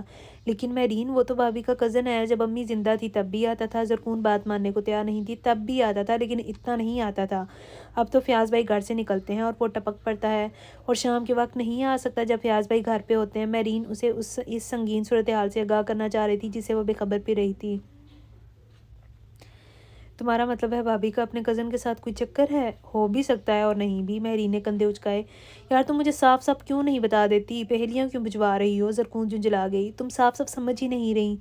پلیز مہرین، میرا دل گھبرا رہا ہے۔ تم دل کو مت گھبراؤ، بلکہ دل کو اور حوصلے کو مضبوط رکھو۔ مجھے یوں لگتا ہے جیسے جبران کا اٹھنا بیٹھنا تو بھابھی کے ساتھ ہے، لیکن اس کی نظر تم پہ ہے۔ میں اگر اپنی چھت پہ جاؤں یا پھر سیڑھیاں اترنا چڑھنا پڑے تو اکثر نظر تمہارے سین کی طرف اٹھ جاتی ہے، اور جہاں تم جاتی ہو وہ وہاں تمہارے پیچھے اس جبران کی نظر جاتی ہے، اور اسی چیز نے مجھے پریشان کر دیا تھا۔ میں نے سوچا اپنے خیالات تم سے شیئر کر کے دیکھتی ہوں، لیکن تم تو بالکل ہی بدھو واقع ہوئی ہو، اتنی بے خبر ہو کے رہتی ہو گھر میں۔ مہرین نے اس سے سرزنش کی تھی اور زرکون کے چہرے پہ ہوائیاں اڑنے لگی تھی۔ اس کے چہرے کی رنگت زرد پڑ گئی تھی۔ معاملہ بھابھی پہ شک تک کا ہوتا تو ٹھیک تھا، لیکن مہرین تو زرکون کے سر پہ خطرے کی گھنٹی بجا رہی تھی۔ اب کیا ہوگا مہرین؟ زرکون کی حالت گیر ہو رہی تھی، اس کی ٹانگیں لرز رہی تھیں۔ اب یہ ہوگا کہ تم کھڑے کھڑے گر جاؤ گی۔ مہرین نے خفگی سے کہا اور اسے پکڑ کر کرسی پہ بٹھا دیا۔ مہرین، مجھے بہت ڈر لگ رہا ہے۔ زرکون واقعی اندر سے ڈر گئی تھی۔ یہ سن کر تو اس کے رہے سے اوسان بھی خطا ہو گئے تھے کہ وہ کسی کی نظروں کی زد میں ہے۔ ڈرو گی تو مرو گی۔ تمہیں ڈرنے کی ضرورت نہیں، بس کسی نہ کسی طرح یہ بات فیاض بھائی تک پہنچانی ہے کہ جبران آپ کے گھر آتا ہے۔ وہ یقیناً بات کی گہرائی کو سمجھ جائیں گے۔ ماشاء اللہ، شکی تو پہلے سے ہی ہے۔ رہی سی کسر تمہاری اس بات سے پوری ہو جائے گی، لیکن مہرین وہ الٹا مجھے اپنے عتاب کا نشانہ بنا لیں گے۔ زرکون گھبرا گئی تھی۔ ان کے عتاب کا نشانہ ان کی بیوی کو بننا چاہیے، تمہیں نہیں، مہرین نے چبا کر کہا۔ یہ یہاں کیا ہو رہا ہے؟ شمائلہ بھابی اندر داخل ہوتے ہوئے کافی سختی سے بولی تھی۔ مہرین اور زرکون ایک لمحے کے لیے بوکھلا گئی تھیں۔ کچھ نہیں، وہ میں ہنڈیا بنا رہی تھی۔ زرکون فوراً کھڑی ہو گئی۔ باتیں بنا رہی ہو یا ہنڈیا بنا رہی ہو؟ ہنڈیا کا مسالہ جل رہا ہے، انہوں نے ڈھکن اٹھا کر ناگواری اور غصے سے کہا۔ اچھا زرکون، میں چلتی ہوں، تم سے دوبارہ بات ہوگی۔ مہرین اٹھ کر باہر نکل گئی اور زرکون چاہتے ہوئے بھی اسے نہ روک سکی۔ یہ محلے میں ملا بڑھانے کا بہت شوق ہے تمہیں؟ جانتی بھی ہو کہ فیاض کتنا غصہ کرتے ہیں؟ وہ الٹا زرکون کو لتاڑنے لگیں۔ بھابی، مہرین میری بچپن کی سہیلی ہے، فیاض بھائی جانتے ہیں، اس لیے مہرین کے حوالے سے انہوں نے کبھی اعتراض یا غصہ نہیں کیا۔ زرکون نے شمائلہ بھابی کے غصے والی غلط فہمی دور کرنی چاہی۔ کیوں نہیں کیا؟ مجھے تو وہ کئی بار کہہ چکے مہرین کے آنے جانے پہ نظر رکھا کرو، اچھے کردار کی نہیں ہے، نہ جانے کہاں کہاں جاتی ہے۔ بھابی پلیز، آپ اس کے بے داغ کردار پہ شک مت کریں، وہ ایسی ویسی لڑکی نہیں ہے، صرف میرے گھر آتی ہے، اس کے بھائی بھی بہت غیرت والے ہیں، کہیں اور آنے جانے نہیں دیتے۔ زرکون نے مہرین کے لیے احتجاج کیا تھا۔ بس بس، زیادہ وکالت کرنے کی ضرورت نہیں ہے، اپنا کام کرو، وہ کہہ کر باہر نکل گئیں اور زرکون ضبط کر رہ گئی۔ تو تم مجھے لینے کے لیے آ ہی گئے؟ ماریا گہری سانس کھینچتی ہوئی خوشی اور فخر کا اظہار کرتی اس کے مقابل صوفے پہ بیٹھ گئی تھی۔ عزیر کے چہرے پہ سنجیدگی کی چھاپ تھی۔ وہ ماریا کی بات کا جواب دینے کے بجائے خاموشی سے اسے دیکھتا رہا۔ کیا دیکھ رہے ہو؟ کیا زیادہ اچھی لگ رہی ہوں؟ وہ اپنے بالوں کو ہاتھوں کی انگلیوں سے پیچھے ہٹاتے ہوئے ادا سے بولی۔ عزیر، میں تم سے مخاطب ہوں۔ وہ اس کی غائب دماغی بھانپتے ہوئے جھنجھلا گئی تھی۔ لیکن میں کسی اور سے مخاطب ہوں۔ عزیر اس کا خیال تھوڑی دیر کے لیے دماغ سے جھٹکتے ہوئے بولا تھا۔ کسی اور سے؟ اور کون ہے یہاں؟ ماریا کو چنبا ہوا۔ جو خود موجود نہ ہو اس کا خیال موجود ہوتا ہے۔ اوہ، تو یہ بات ہے، تم اس بکل والی لڑکی کے خیالوں میں کھوئے ہوئے ہو۔ ماریا کے انداز میں تمسخر اور طنز تھا۔ تقریباً اس نے سر ہلا کر کہا۔ کیا سوچ رہے تھے؟ ماریا طنزیہ پوچھ رہی تھی۔ یہی کہ آج واپسی پہ اس کے لیے شاپنگ کرنی ہے۔ وہ جب سے میری لائف میں آئی ہے ہر طرف ٹینشن ہی ٹینشن ہے، اس کی ضرورتوں کا تو مجھے خیال ہی نہیں آیا۔ وہ اس کا ذکر بڑی دل جمی سے کر رہا تھا اور اسے یہ جان کر حیرت ہوئی کہ عزیر بھی شاپنگ کے متعلق سوچ سکتا ہے، جو شاپنگ کے نام سے ہی کوسوں دور بھاگتا تھا۔ ماریا اسے ہمیشہ اپنے ساتھ زبردستی شاپنگ پر لے کر جاتی تھی اور آج وہ خود شاپنگ پہ جانے کے لیے ٹائم نکال رہا تھا۔ تم شاپنگ کرو گے؟ اس کے لیے؟ ماریا رہ نہ سکی اور پوچھ لیا۔ ظاہر ہے، میری بیوی ہے تو شاپنگ بھی میں ہی کروں گا، اس نے کندھے اچکائے۔ میرے لیے تو کبھی تم نے شاپنگ نہیں کی، ماریا نے شکوہ کیا۔ میری تم سے شادی بھی تو نہیں ہوئی، عزیر کا جواب برجستہ تھا۔ تم اس لڑکی کو پسند کرنے لگے ہو؟ ماریا بغور اس کا چہرہ دیکھتے ہوئے اسے کوریدنا چاہتی تھی۔ پسند محبت کی پہلی سیڑھی کا نام ہے، اور اب تو میں اس سیڑھی سے اور بھی آگے آ گیا ہوں۔ پسند تو تم مجھے بھی کرتے تھے۔ کرتا تھا، بالکل کرتا تھا، لیکن یہ سچ ہے کہ اس پسند کی پہلی سیڑھی سے کبھی آگے نہیں بڑھا۔ بڑھنا چاہا بھی تو کبھی آگے بڑھ ہی نہیں سکا۔ اس میں پتہ نہیں کہ میری غلطی تھی یا تمہاری کمزوری۔ اس کی بات پہ ماریا کا رنگ بدل گیا۔ پتہ نہیں اسے ہتک کا احساس ہوا تھا یا پھر کچھ کھونے کا۔ ایسا کیا ہے اس لڑکی میں؟ یہ تو میں بھی نہیں جانتا کہ ایسا کیا ہے اس لڑکی میں کہ میں پسند، شوق، یقین، اعتبار اور بھروسے کی تمام سیڑھیاں طے کرتے محبت کی سیڑھی تک جا رہا ہوں۔ وہ سیڑھی جس پہ محبت براجمان ہے۔ عزیر بڑے سکون سے جواب دے رہا تھا۔ ماریا کا دل نہ جانے اور کتنا جلتا اگر روحانہ بیگم اور فرزانہ بیگم ڈرائنگ روم میں داخل نہ ہوتی۔ وہ دونوں باتیں کرتی ہوئی نیچے آ گئی تھیں۔ چلیں بیٹا، روحانہ بیگم نے دونوں کو مسکرا کر دیکھا۔ عزیر اپنی جگہ سے کھڑا ہو گیا، انہیں واپسی کے لیے نکلنا تھا۔ عصر اور مغرب کا درمیانی وقت تھا جب عزیر نے روحانہ بیگم اور ماریہ کو کراچی پہنچ کر گھر ڈراپ کیا اور گاڑی وہیں سے واپس موڑ لی تھی۔ کہاں جا رہے ہو؟ مارکیٹ۔ مارکیٹ کیوں؟ روحانہ بیگم کو حیرت ہوئی کہ وہ اتنا سفر طے کر کے آیا تو دوبارہ کیوں جا رہا ہے؟ دوبارہ کیوں جا رہا ہے؟ ماریہ سے پوچھ لیجیے گا، اسے پتہ ہے، وہ کہہ کر گاڑی نکال لے گیا تھا۔ عزیر اس وقت مارکیٹ کیوں گیا ہے؟ ان کا رخ ماریہ کی سمت ہو گیا۔ اپنی بیوی کی شاپنگ کرنے، ماریہ نے سلگ کر جواب دیا۔ بیوی کے لیے شاپنگ؟ روحانہ بیگم کو بھی یہ جملہ بہت چبھا تھا۔ جی، اپنی چہیتی بیوی کے لیے شاپنگ، ماریہ تلخی سے کہتی اپنا اٹیچی گھسیٹتی ہوئی اندر کی طرف بڑھ گئی۔ اس کی چہیتی بیوی کا کوئی بندوبست کرنا ہی پڑے گا، وہ کچھ سوچتی ہوئی اندر آ گئیں۔ کیسی ہو تم؟ اتنا مس کر رہے تھے ہم۔ نوشابہ بھابی نے ماریہ کو دیکھتے ہوئے مسکرا کر فارمیلٹی نبھائی، وہی فارمیلٹی جو اوپر کلاس کا خاصا تھی۔ سیم ٹو یو بھابی۔ ماریہ ان کے گلے ملی اور ایک دوسرے کے رخسار پر بوسہ دیا تھا، وہ بھی فارمل سا۔ آپ کی دیورانی کہاں ہے؟ یار، میری دیورانی کے روپ میں تو تم ہی سجتی ہو، نہ جانے عزیر وہ عجوبہ کہاں سے اٹھا لایا ہے۔ میں اچھی طرح جانتی ہوں کہاں سے اٹھا کے لایا، ماریہ چبا کر بولی تھی۔ جہاں سے اٹھا کے لایا اسے وہیں پہ واپس نہ پھینکا تو میرا نام بھی روحانہ بیگم نہیں۔ انہوں نے اندر داخل ہوتے ہوئے اپنے عزائم ظاہر کیے تھے۔ نوشابہ اور ماریہ دونوں چونک کر متوجہ ہوئی تھی۔ مام، یہ آپ کیا کہہ رہی ہیں؟ نوشابہ حیرت سے بولی۔ وہ ہمیشہ سانسیں بنا کے رکھتی تھی، اسی لیے کافی اتفاق تھا ان لوگوں میں۔ میں ٹھیک کہہ رہی ہوں اور بہت سوچ سمجھ کر کہہ رہی ہوں۔ وہ لڑکی عزیر کو پسند آئی، وہ اسے گھر لے آیا۔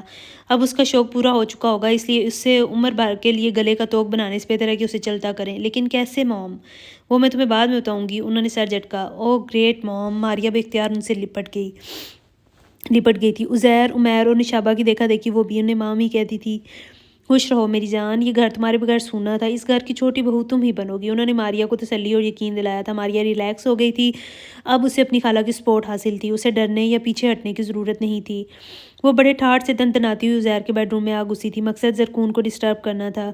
ہیلو، کیا ہو رہا ہے؟ زرکون عزیر کی کتابوں کے ریک کے پاس کھڑی تھی، اپنے عقب میں نسوانی آواز سن کر فوراً پلٹی تھی۔ اتنے دن ہو گئے تھے اس بیڈ روم میں تو چڑیا تک نہیں بٹکی تھی سوائے عزیر کے۔ آپ؟ زرکون کو واقعی ماریہ کو دیکھ کر حیرت ہوئی تھی۔ کیوں؟ تمہارا کیا خیال ہے کہ میں اب دوبارہ آ ہی نہیں سکتی؟ ماریہ کا انداز طنزیہ تھا۔ نہیں، میرا ایسا کوئی خیال نہیں تھا۔ صبح جب عزیر اور آنٹی آپ کو لینے کے لیے حیدرآباد گئے تھے تو میں بھی وہیں موجود تھی۔ خیر چھوڑیے اس بات کو، آئیے بیٹھیے نا۔ زرکون نے ہاتھ میں پکڑی کتاب واپس ریک میں رکھتے ہوئے اسے بیٹھنے کی آفر کی۔ میں نے بیٹھنا ہوا تو مجھے تمہاری آفر یا اجازت کی ضرورت نہیں ہوگی، یہ بیڈ روم عزیر کا ہے اور تمہارا نہیں۔ ماریہ ہتک میز لہجے میں کافی چبا کر بولی۔ صرف یہ بیڈ روم ہی عزیر کا نہیں ہے ماریہ جی، میں بھی عزیر کی ہوں۔ زرکون کے اندر اتنی ہمت نہ جانے کہاں سے آ گئی تھی کہ وہ بے ساختہ ماریہ کو حقیقت کا آئینہ دکھا بیٹھی تھی جس پہ ماریہ بل کھا کے رہ گئی۔ لیکن عزیر تو میرا ہے نا، ماریہ نے ہار نہیں مانی تھی۔ کسی کے گھر کو اپنا گھر کہنے سے وہ اپنا تو نہیں ہو جاتا نا۔ زرکون کے جواب برجستہ تھے۔ شٹ اپ، اپنی اوقات میں رہو، نہ جانے کس گندی گلی سے اٹھ کر ہمارے گلے پڑ گئی ہو۔ لیکن زیادہ خوش فہم ہونے کی ضرورت نہیں، وقت کی کایا کسی بھی وقت پلٹ سکتی ہے۔ ماریہ دھمکی دے رہی تھی۔ یہ مجھ سے بہتر اور کون جان سکتا ہے؟ زرکون نے استہزائیہ کہتے ہوئے سر جھٹکا۔ تم؟ ماریہ انگلی اٹھا کر کچھ کہتے کہتے رک گئی تھی اور پھر جھٹکے سے پلٹ کر باہر نکل گئی۔ زرکون وہیں کی وہیں کھڑے اسے جاتے ہوئے دیکھتی رہی، پھر دروازہ دھڑام سے بند ہو گیا۔ زرکون دہل کے رہ گئی۔ وہ ماریہ کے رویے پہ یقیناً کچھ دل برداشتہ ہوتی، لیکن اتنے میں مغرب کی اذان ہونے لگی۔ وہ ہر چیز ذہن سے جھٹک کر نماز کے لیے وضو کرنے چلی گئی۔ تھوڑی دیر بعد نماز پڑھ کے فارغ ہوئی تو دوبارہ بک ریک سے کتاب نکال کر بیٹھ گئی اور یوں ہی کتاب پڑھتے پڑھتے اسے ٹائم گزرنے کا پتہ ہی نہیں چلا۔ وہ چونکی تو اس وقت جب عزیر کمرے میں داخل ہوا، اس کے دونوں ہاتھوں میں بے شمار شاپنگ بیگز تھے جو اس نے لا کر بیڈ پر ڈھیر کر دیے تھے۔ زرکون اپنے سامنے بیڈ پہ رکھے شاپنگ بیگز کو دیکھنے لگی۔ میں شاپنگ کرنے سے بہت کتراتا ہوں، حتیٰ کہ اپنی شاپنگ میں بھی کبھی کبھار کرتا ہوں، اس لیے مردانہ مجھے زنانہ شاپنگ کا بھی کوئی ایکسپیرینس نہیں ہے۔ حالانکہ میرا زیادہ وقت عورتوں کے ساتھ ہی گزرتا ہے، لیکن پھر بھی کسی کو کبھی گفٹ دینے کا خیال بھی نہیں آیا، لہٰذا اس وقت آپ کے لیے جو مجھے اچھا اور مناسب لگا وہ میں لے آیا ہوں۔ عزیر بیڈ پہ آڑا ترچھا لیٹا اس سے شاپنگ کے متعلق بتا رہا تھا۔ میرے لیے اتنی شاپنگ؟ وہ حیران پریشان رہ گئی۔ کیوں؟ آپ کوئی جن بھوت ہیں جن کو شاپنگ کی ضرورت نہیں؟ نہیں، میرا مطلب ہے کہ وہ چپ ہو گئی اور کچھ کہنے کا ارادہ ملتوی کر دیا۔ پہلے آپ اپنا سامان چیک کر لیں، اگر کسی اور چیز کی ضرورت ہے تو وہ بھی بتا دیں۔ عزیر نے بیگز کی طرف اشارہ کیا تھا اور اس کے اصرار پر زرکون کو مجبوراً تمام چیزیں نکال کر دیکھنا پڑی۔ اس کے لیے کپڑے، جوتے، perfumes, body spray, lotions, cosmetics, تولیہ، hair brush, toothbrush, shoulder bag, shampoo اور ایسی ہی بہت سی لیڈیز ضروریات کی اشیاء بھی موجود تھی، جن کو شاپنگ میں دیکھ کر زرکون کا چہرہ لال پڑ گیا اور اس نے وہ چیزیں دیکھے بغیر ہی واپس بیگ میں ڈال دیں۔ عزیر اس کی اس حرکت کو دیکھتے ہوئے اپنی مسکراہٹ نہیں روک سکا تھا۔ آپ شاید بھول رہی ہیں کہ یہ ساری چیزیں میں ہی لے کر آیا ہوں اور آپ مجھ سے ہی چھپا رہی ہیں۔ اس نے زرکون کو معنی خیز نظروں سے دیکھتے ہوئے کہا تھا اور اس کا چہرہ شرم کے مارے اور بھی جھک گیا۔ آپ کو یہ سب وہ جو کہنا چاہتی تھی کہہ نہ سکی۔ میں نے کئی بار مردوں کو اپنی بیویوں کے لیے ایسی شاپنگ کرتے ہوئے دیکھا ہے، اس لیے آج سوچا کہ میں بھی ٹرائی کر کے دیکھتا ہوں۔ وہ اسے خاصی بے باک نظروں کی زد میں رکھے ہوئے تھا۔ زرکون کی ہتھیلیوں میں پسینہ اتر آیا۔ وہ بے اختیار بیڈ سے کھڑی ہوگی، لیکن عزیر نے بھی بے اختیار ہی اس کا ہاتھ پکڑ لیا تھا۔ شکریہ نہیں ادا کریں گی؟ عزیر نے اسے دوبارہ بیڈ پہ کھینچ لیا تھا۔ شکریہ کس بات کا؟ زرکون جان بوجھ کر انجان بنی۔ بتاؤں آپ کو؟ وہ کونی کے بل اونچا ہوا۔ بتانا ضروری ہے، وہ آہستگی سے بولی۔ جو انجان بنے اسے بتانا ضروری ہو جاتا ہے۔ عزیر کا لہجہ گمبھیر ہو رہا تھا، آواز میں جیسے حرارت تھی۔ انجان اس لیے بن رہی ہوں کہ میں آپ کی عنایتوں کا کبھی بھی شکریہ ادا نہیں کر سکتی۔ زرکون کے لہجے میں نمی گھلی ہوئی تھی۔ بات کا رخ مت بدلیں، میں کچھ اور کہہ رہا ہوں، آپ کچھ اور سن رہی ہیں۔ عزیر نے زرکون کے گلے میں بازو ڈال کر اسے اپنی سمت اپنے اوپر جھکا لیا۔ زرکون کو لگا اس کا تن ہی نہیں من بھی پگھلنے لگا تھا۔ اس کی آنکھوں سے نہ چاہتے ہوئے آنسو پھسل آئے تھے اور وہ جھکی ہوئی تھی، اس لیے اس کے آنسو عزیر کے چہرے پر گر رہے تھے۔ وہ آنسوؤں کی نمی سے ٹھٹک گیا تھا اور اس کے گلے سے بازو اٹھاتے ہوئے فوراً اٹھ کر بیٹھ گیا تھا۔ زرکون کیا بات ہے؟ آپ رو کیوں رہی ہیں؟ وہ اپنے رخساروں سے اس کے آنسو پونچھتے ہوئے تشویش بھرے انداز میں پوچھ رہا تھا۔ زرکون میں آپ سے کچھ پوچھ رہا ہوں۔ عزیر نے اس کا چہرہ اونچا کیا۔ وہ دونوں بھی بیڈ پہ بیٹھے ہوئے تھے اور آج کی ساری شاپنگ بھی بیڈ پہ بکھری ہوئی تھی، لیکن پھر بھی انہیں کوئی پرواہ نہیں تھی۔ میں یہ سب نہیں چاہتی جو آپ کر رہے ہیں، اس نے روتے ہوئے دھیمی آواز میں کہا، انداز بے بس سا تھا۔ میں کیا کر رہا ہوں اور آپ کیا نہیں چاہتی؟ عزیر کے ماتھے پہ ناسمجھی سے بال پڑ گئے تھے۔ آپ میرے قریب مت آئیں، آپ واپس ماریا کی طرف پلٹ جائیں۔ میرے ساتھ رہ کر آپ کبھی خوش نہیں رہیں گے۔ میں آپ کے معیار کی نہیں ہوں۔ میری اتنی اوقات نہیں ہے کہ آپ کی بیوی بن کر آپ کے ساتھ قدم سے قدم ملا کر سوسائٹی میں موو کر سکوں۔ زرکون نے کہہ ہی دیا تھا۔ عزیر گہری سانس کھینچ کر رہ گیا۔ تو گویا آپ یہ سب میری خاطر میرے خیال سے کہہ رہی ہیں؟ اس نے زرکون کو براہ راست دیکھتے ہوئے پوچھا۔ میں آپ کو ٹینشن اور ڈپریشن میں نہیں دیکھ سکتی۔ ماریا سے شادی کر کے آپ کی زندگی سہل ہو جائے گی۔ پلیز آپ مجھے آزاد کر کے خود بھی آزاد ہو جائیں۔ دیکھیے خاتون، میں نے آپ سے کب کہا کہ میں قید ہوں اور آزادی چاہتا ہوں؟ عزیر جھنجھلا کے پوچھ رہا تھا۔ آپ کے گھر والے اور ماریا تو یہی چاہتے ہیں نا؟ زندگی میری اور آپ کی ہے، اس میں میرے گھر والوں کے چاہنے اور ماریا کے چاہنے کا تو سوال ہی پیدا نہیں ہوتا۔ ہاں، اس میں میرا چاہنا اور آپ کا چاہنا ضرور اہمیت رکھتا ہے۔ آپ بتائیے، آپ کیا چاہتی ہیں؟ آپ دوسری بار طلاق کی بات کر رہی ہیں۔ تیسری بار کریں گی تو میں سچ مچ طلاق دے بھی دوں گا۔ میں آپ کو زبردستی اپنے ساتھ باندھ کے تو نہیں رکھ سکتا نا؟ نہیں عزیر، اس میں میرے چاہنے کی تو کوئی بات ہی نہیں۔ وہ فوراً تیزی سے بولی تھی اور پھر خود ہی اپنی بے اختیاری پہ ٹھٹک گئی۔ عزیر اسے ہی دیکھ رہا تھا۔ اتنا کیوں ڈرتی ہیں لوگوں سے؟ وہ مسکرا کے پوچھ رہا تھا۔ لوگ ڈراتے جو ہیں وہ نظریں چرا گئی۔ کس نے ڈرایا آپ کو؟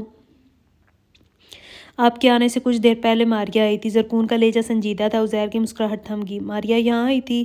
جی، اور وہ اس لیے آئی تھی کہ بیڈ روم آپ کا ہے اور وہ کسی بھی وقت آ سکتی ہے۔ میں بات کرتا ہوں اس سے۔ اس نے اٹھنا چاہا۔ نہیں، آپ کچھ نہیں کہیں گے۔ میں نے آپ کو صرف اس لیے بتایا کہ ماریا کے دل میں اب بھی آپ کی واپسی کی امید زندہ ہے۔ آپ اب بھی اس کے بارے میں سوچنا چاہیں تو سوچ سکتے ہیں۔ میں کبھی بھی آپ کی زندگی یا آپ کی خواہش کی رکاوٹ نہیں بنوں گی۔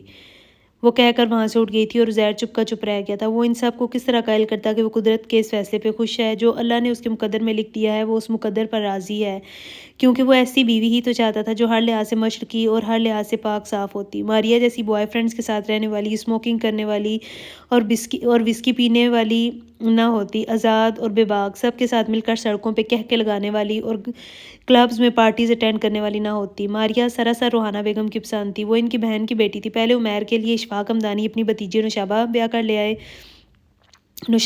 کر لے آئے تھے، اس لیے اس بار روحانہ بیگم کی باری تھی۔ اب چھوٹے بیٹے کے لیے وہ اپنی بانجی کو بیاہ کر لانا چاہتی تھی۔ عزیر نے کئی بار ان کی اس پسند سے اختلاف بھی کیا تھا، لیکن روحانہ بیگم خود ماریا کی ہی ٹائپ کی تھی، اس لیے انہیں ماریا ہی پسند تھی۔ ماریا کراچی یونیورسٹی میں ایڈمیشن لینا چاہتی تھی، سو روحانہ بیگم اسے اپنے گھر لے آئی تھی تاکہ وہ یونیورسٹی میں ایڈمیشن لے سکے۔ لہٰذا پچھلے 2 سال سے ماریا ان کے گھر میں رہ رہی تھی اور اب پھر وہ واپس آ گئی تھی۔ عزیر کو لگا ماریا کو دوبارہ یہاں آنا کچھ ٹھیک نہیں ہے۔ بھائی، وہ میری بچپن کی سہیلی ہے۔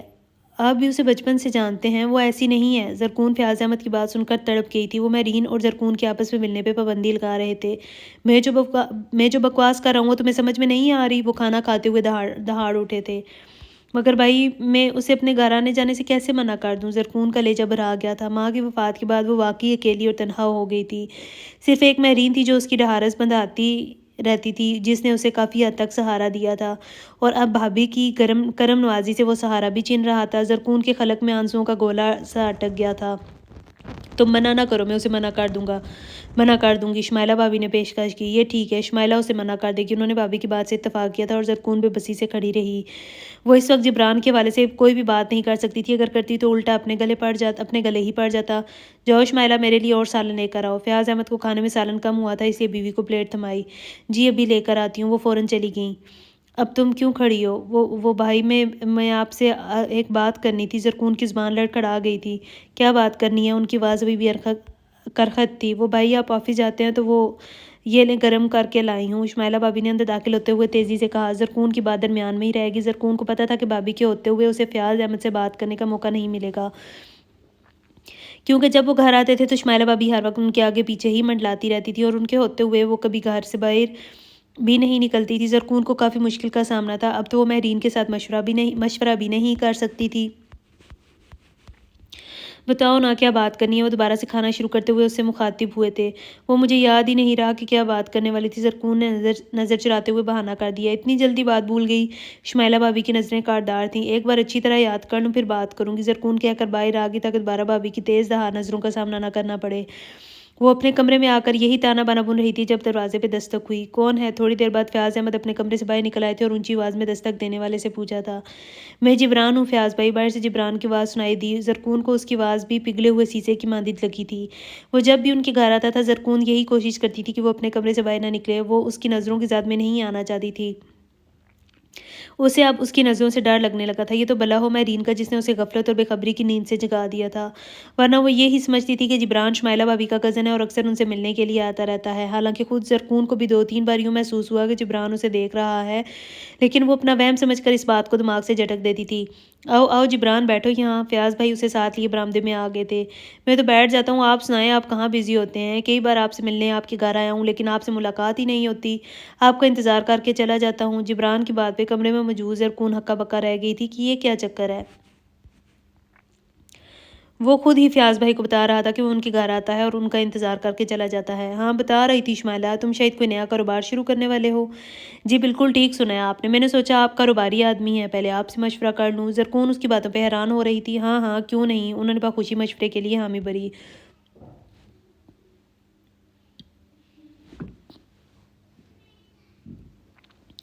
زرکون بھابھی نے اسے آواز دینا شروع کر دی۔ جی بھابھی، وہ مرے مرے قدموں سے باہر نکل آئی۔ کیا تمہیں اتنا بھی احساس نہیں ہوتا کہ گھر میں کوئی مہمان آیا ہے تو اس سے چائے پانی کا ہی پوچھ لو؟ جی وہ مجھے پتہ نہیں تھا، لیکن اب تو پتہ ہے نا، جاؤ جلدی سے چائے وغیرہ لے کر آؤ، بلکہ آج تو جبران کھانا بھی ہمارے ساتھ کھائے گا۔ کیوں جبران؟ انہوں نے کافی اطمینان سے جبران کو مخاطب کیا تھا۔ نہیں شمائلہ باجی، اتنی دیر نہیں رک سکتا، بس چائے تک ٹھیک ہے۔ جبران اور شمائلہ کی باتوں سے لگ رہا تھا جیسے دونوں ایکٹنگ کر رہے ہوں۔ زرکون کو لگا وہ دونوں چوکنے ہو گئے تھے، اپنے آپ سے شک کا داغ دھونے کے لیے ڈرامہ کر رہے تھے۔ یقیناً شمائلہ بھابھی کو مہرین اور زرکون کی گفتگو کا پتہ چل گیا تھا، اسی لیے تو وہ مہرین کا بائیکاٹ کروا رہی تھیں اور تھوڑا دماغ لڑا کر ان کی چال بازی سمجھ گئی تھی، لیکن ان کے جال سے بچنے کے لیے اور محفوظ رہنے کے لیے اسے کوئی حال سمجھ نہیں آ رہا تھا، کوئی طریقہ سجائی نہیں دے رہا تھا۔ چائے بن رہی ہے یا پائے؟ شمائلہ بھابھی کی آواز پہ وہ چونک کر سنبھل گئی۔ جی لے کر آ رہی ہوں۔ وہ چھوٹی سی ٹرے میں 3 کپ رکھے باہر آ گئی تھی اور نہ چاہتے ہوئے بھی اس کے سامنے جانا ہی پڑا، جس کی قباحت اس کی آنکھوں سے ٹپکتی تھی۔ جبران بھائی چائے لے لیں، اس نے جان کر بھائی پہ زور دیا۔ جبران فیاض احمد کی نظر سے اوجھل تھا، کیونکہ سامنے زرکون کھڑی تھی، اس لیے اس نے اپنی حفظ زدہ نظریں اس کے سراپے پہ گاڑ دی تھی، لیکن کہا کچھ نہیں تھا۔ زرکون کی ریڑھ کی ہڈی میں جیسے سنسنی دوڑ گئی تھی، یوں لگا جیسے کوئی نوکیلی چیز اس کے جسم کے آر پار ہو گئی ہو۔ اس کی ننگی نظروں سے زرکون کو جھرجھری آ گئی تھی۔ وہ فوراً اس کے سامنے سے ہٹ گئی تھی، لیکن اس کی غلیظ نظروں کا احساس نہیں ہٹا تھا۔ وہ اس کی نظروں کی لپک سے آگاہ ہو چکی تھی، اسی لیے آج احساس بھی کچھ زیادہ ہوا تھا۔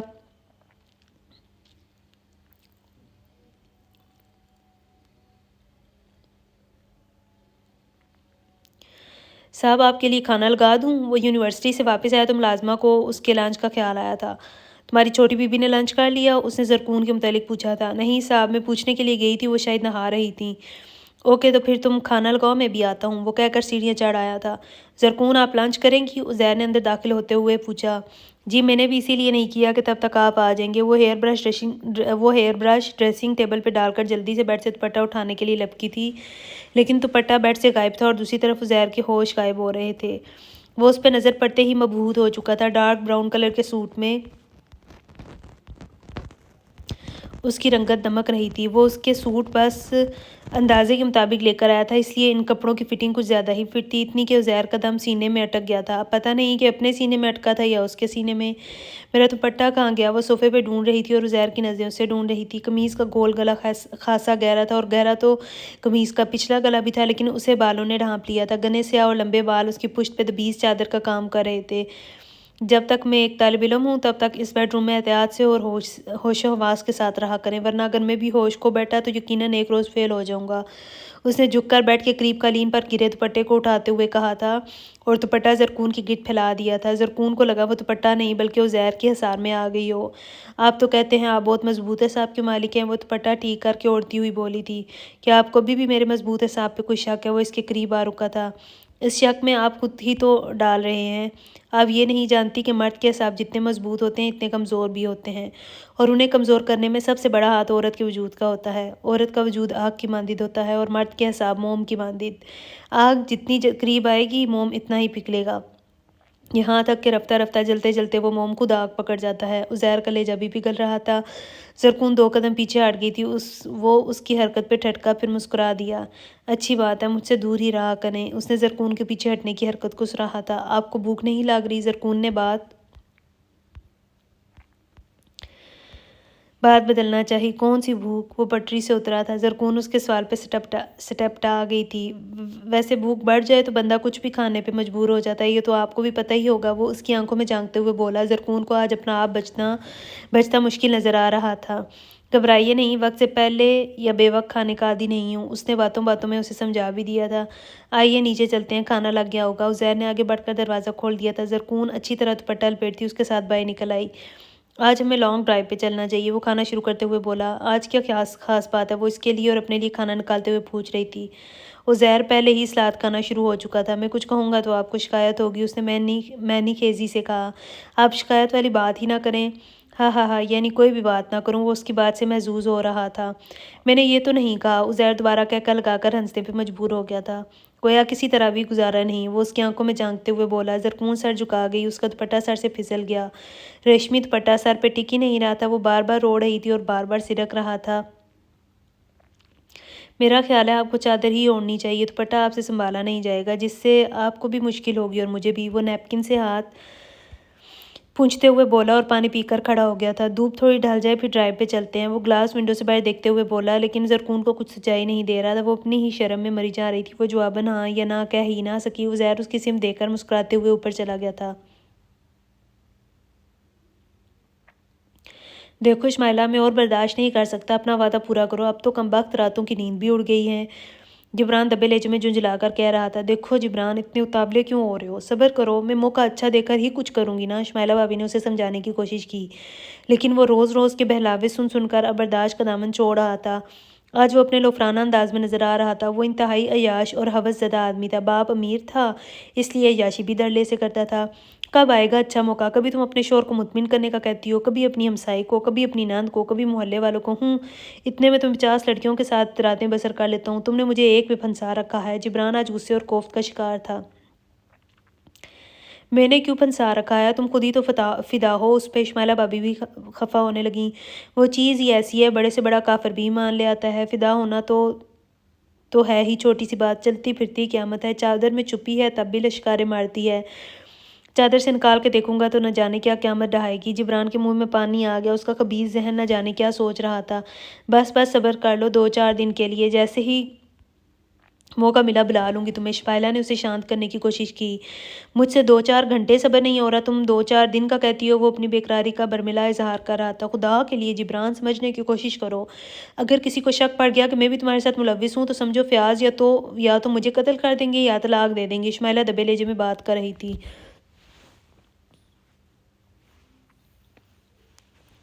ارے میری جان، تمہیں قتل تو نہیں ہونے دوں گا میں، تم بھی بڑے کام کی چیز ہو۔ جبران نے آنکھ دباتے ہوئے شمائلہ بھابی کے رخسار کو انگلی سے چھوا تھا۔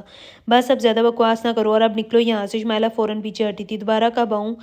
اگر فیاض ملتان چلے گئے تو کل آ جانا، تمہیں مس کال دے دوں گی۔ پھر تم کہاں جاؤ گی؟ میں بازار چلی جاؤں گی۔ آؤ گی کب؟ وہ ساری پلاننگ پوچھ رہا تھا جب تم فارغ ہو گئے۔ ہائے یار، میرا تو پورا دن اسے چھوڑنے کو دل نہیں جائے گا، وہ مسرور سے انداز میں جھومتے ہوئے بولا۔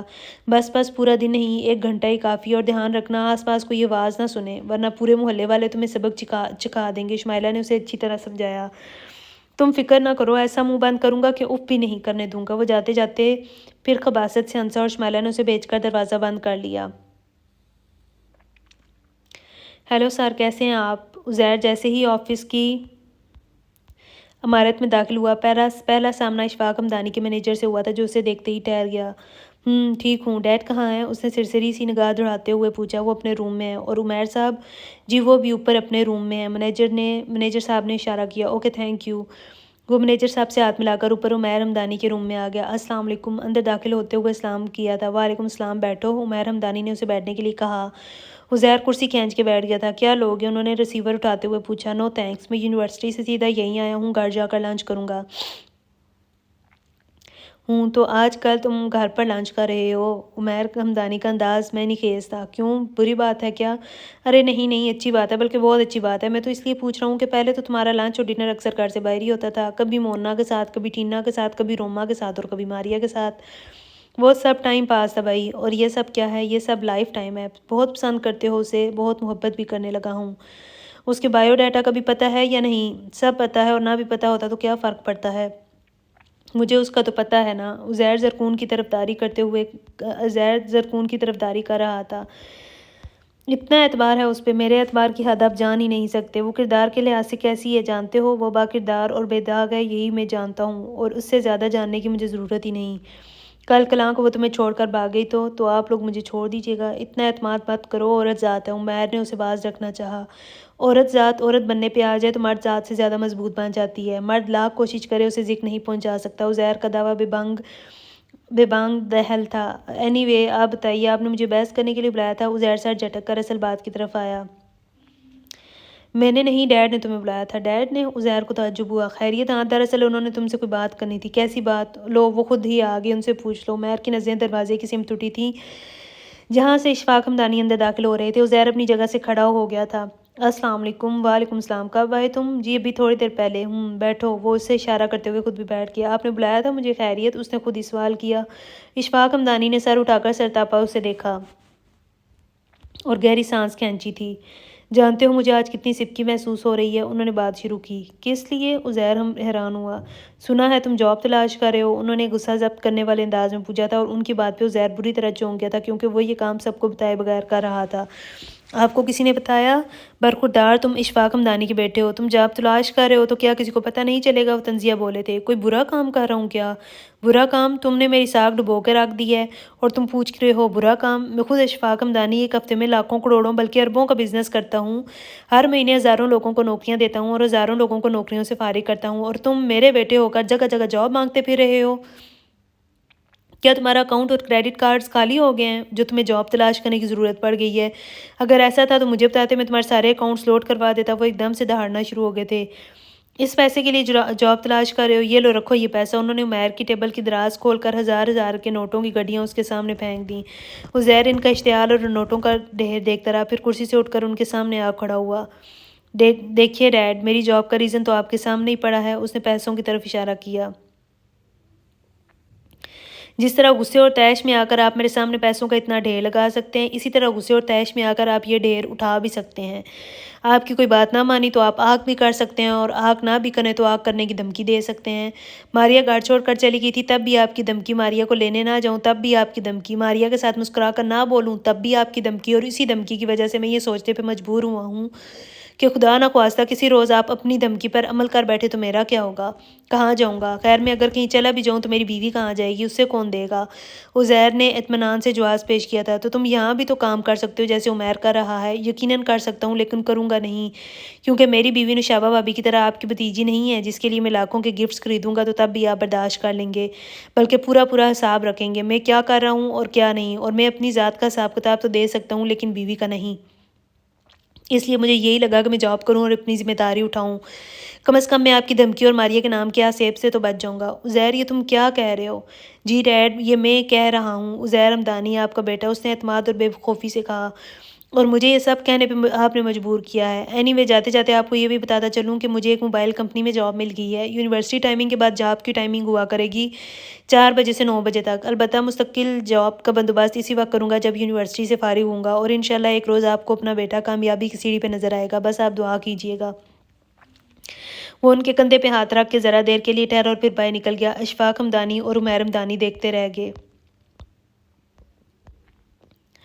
زرکون عزیر واپس پہ سیدھا اپنے بیڈ روم میں آیا تھا، کیونکہ زرکون ہمیشہ بیڈ روم میں ہی ملتی تھی، لیکن آج خلاف معمول وہ بیڈ روم میں کہیں بھی نہیں تھی. وہ اسے آوازیں دیتے ہوئے الٹے قدموں باہر نکل آیا تھا. زرکون، اس نے دوبارہ آواز دی، لیکن وہ نہ جانے کہاں تھی کہ اس کی آواز ہی نہیں سن رہی تھی. عزیر کو پریشانی ہونے لگی. وہ لمبے لمبے ڈگ بڑھتا سیڑھیاں اتر آیا تھا. زرکون، اس نے نیچے آ کر بھی آواز دی لیکن جواب نہیں داری. اس کی پیشانی پہ پسینہ آ گیا تھا کہ نہ جانے وہ کہاں گئی ہے. وہ راہداری کی طرف بڑھنے ہی والا تھا کہ کچن سے گرینڈر کی آواز سن کے ٹھٹک گیا.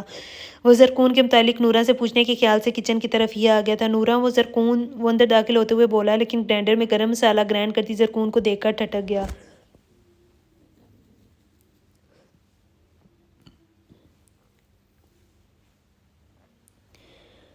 زرکون آپ یہاں؟ وہ حیرت سے بولا.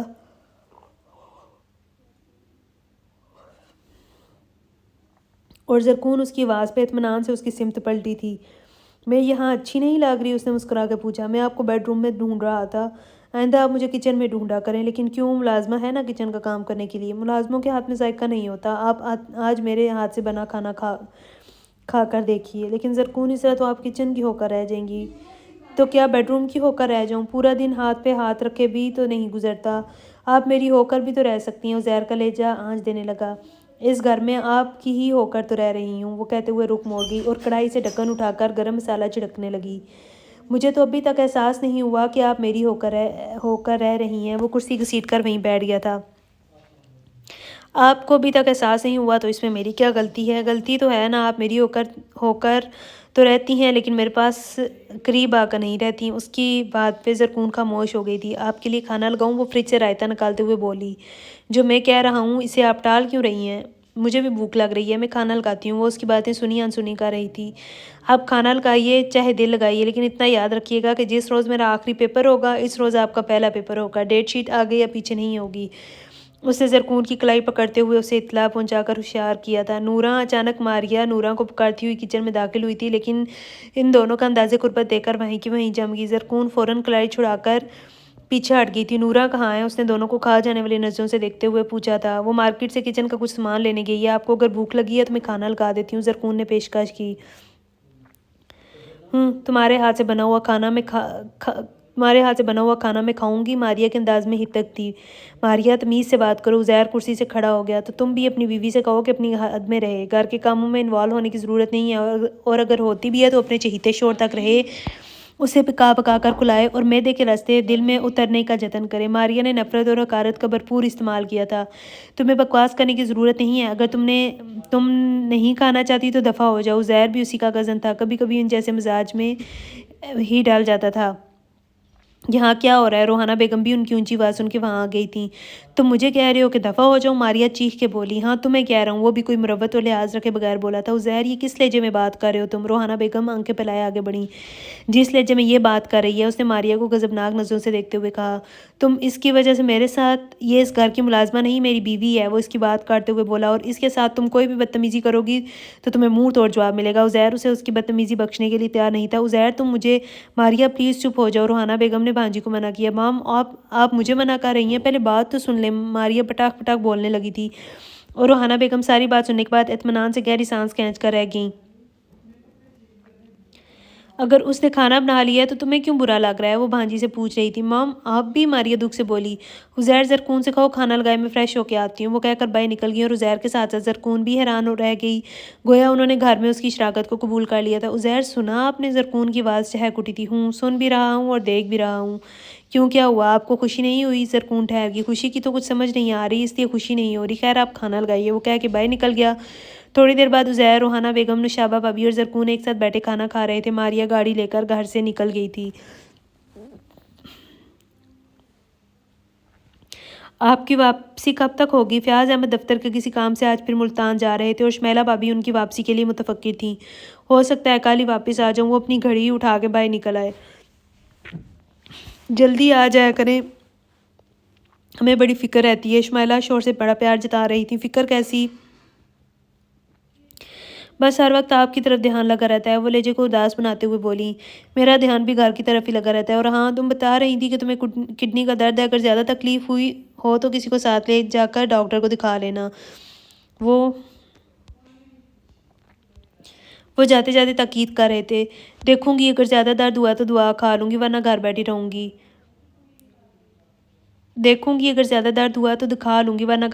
گی۔ اچھا، اللہ حافظ، وہ کہہ کر باہر نکل گئے اور اتنی توفیق نہ ہوئی کہ اپنی کمرے کی کھڑکی سے لگی کھڑی بہن سے بھی مل لیتے۔ وہ چپ چاپ بھائی کی بے حسی پہ گہری سانس کھینچتی ہوئی پیچھے ہٹ گئی تھی۔ شمیلہ بھابی دروازہ بند کر کے اپنے کمرے میں چلی گئی تھیں۔ ابھی 2 گھنٹے گزرے ہی تھے کہ بھابی کے کمرے سے ان کے کرانے کی آواز آنے لگی۔ زرکون، انہوں نے آواز دی۔ مجبوراً زرکون کو ان کے کمرے میں آنا پڑا۔ جی، میری کمر کی سائڈ میں بہت درد ہے، یہاں سے دبا دو، انہوں نے کراتے ہوئے کہا تو زرکون کا دل چاہا ان کا گلا دبا دے، لیکن ابھی اس کے ہاتھوں میں ان کا گلا دبانے کی ہمت نہیں تھی۔ کیا کہہ رہی ہوں تم سے؟ جی، دباتی ہوں۔ وہ ان کے قریب بیٹھ گئی اور آہستہ آہستہ ان کی کمر دبانے لگی۔ وہ درد سے دوری ہو رہی تھیں۔ آپ ڈاکٹر کے پاس چلی جائیں، زرکون نے دل پہ پتھر رکھتے ہوئے مشورہ دیا۔ ڈاکٹر کے پاس اکیلی کیسے چلی جاؤں؟ وہ کرا کر بولی۔ تو اور کون جائے گا آپ کے ساتھ؟ ہاں، یہ بھی ٹھیک کہہ رہی ہو، میں خود ہی چلی جاتی ہوں۔ فیاض بھی کہہ رہے تھے کہ چیک اپ کروا لینا۔ وہ اٹھ کر بیٹھ گئی تھیں اور ہائے وائے کرتے ہوئے گھر سے نکل گئیں۔ دروازہ بند کر لو، میں تھوڑی دیر تک آ جاتی ہوں، وہ کہہ کر چلی گئیں اور زرکون دروازہ بند کر کے اندر آ گئی۔ گھر میں تنہائی پاتے ہی اسے سب سے پہلے مہرین کا خیال آیا تھا۔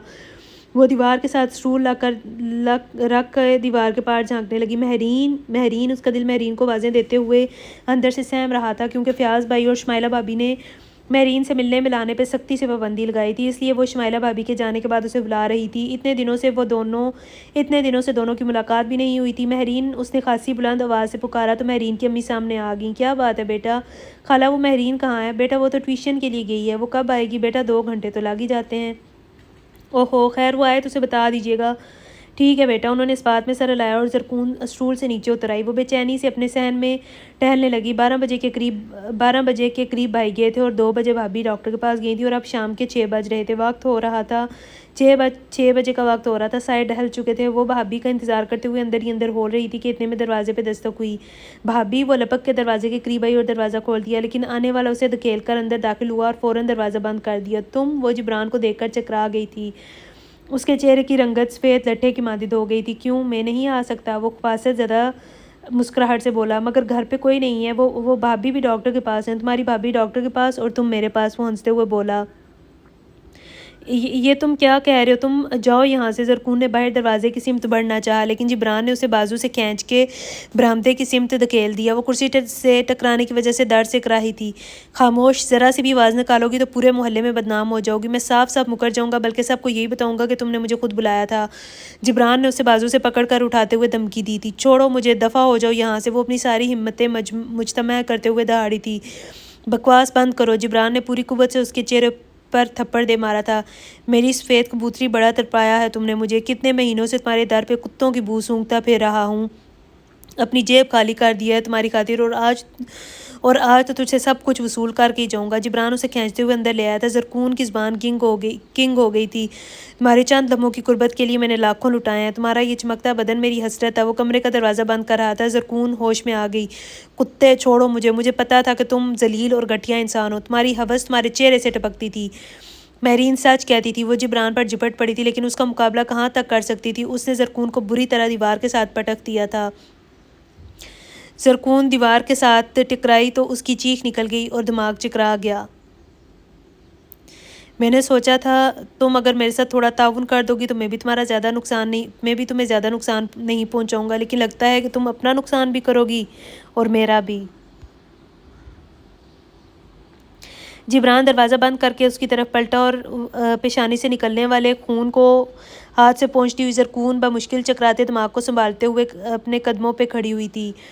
اسے اس وقت اپنے ہوش ٹھکانے پہ رکھنے تھے اور اس بھیڑیے کے شکنجے سے بچنے کے لیے جدوجہد بھی کرنا تھی۔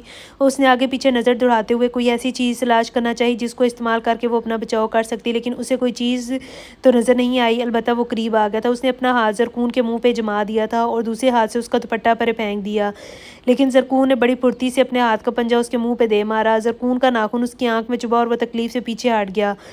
زرکون نے ذرا سے موقع سے فائدہ اٹھایا اور ایک ہی جست میں دروازے تک پہنچ گئی۔ اس نے لرزتے ہاتھوں کے ساتھ تیزی سے دروازے کا بولٹ گرا دیا، لیکن اس سے پہلے کہ وہ باہر نکلتی جبران نے اسے دوبارہ واپس کھینچ لیا تھا۔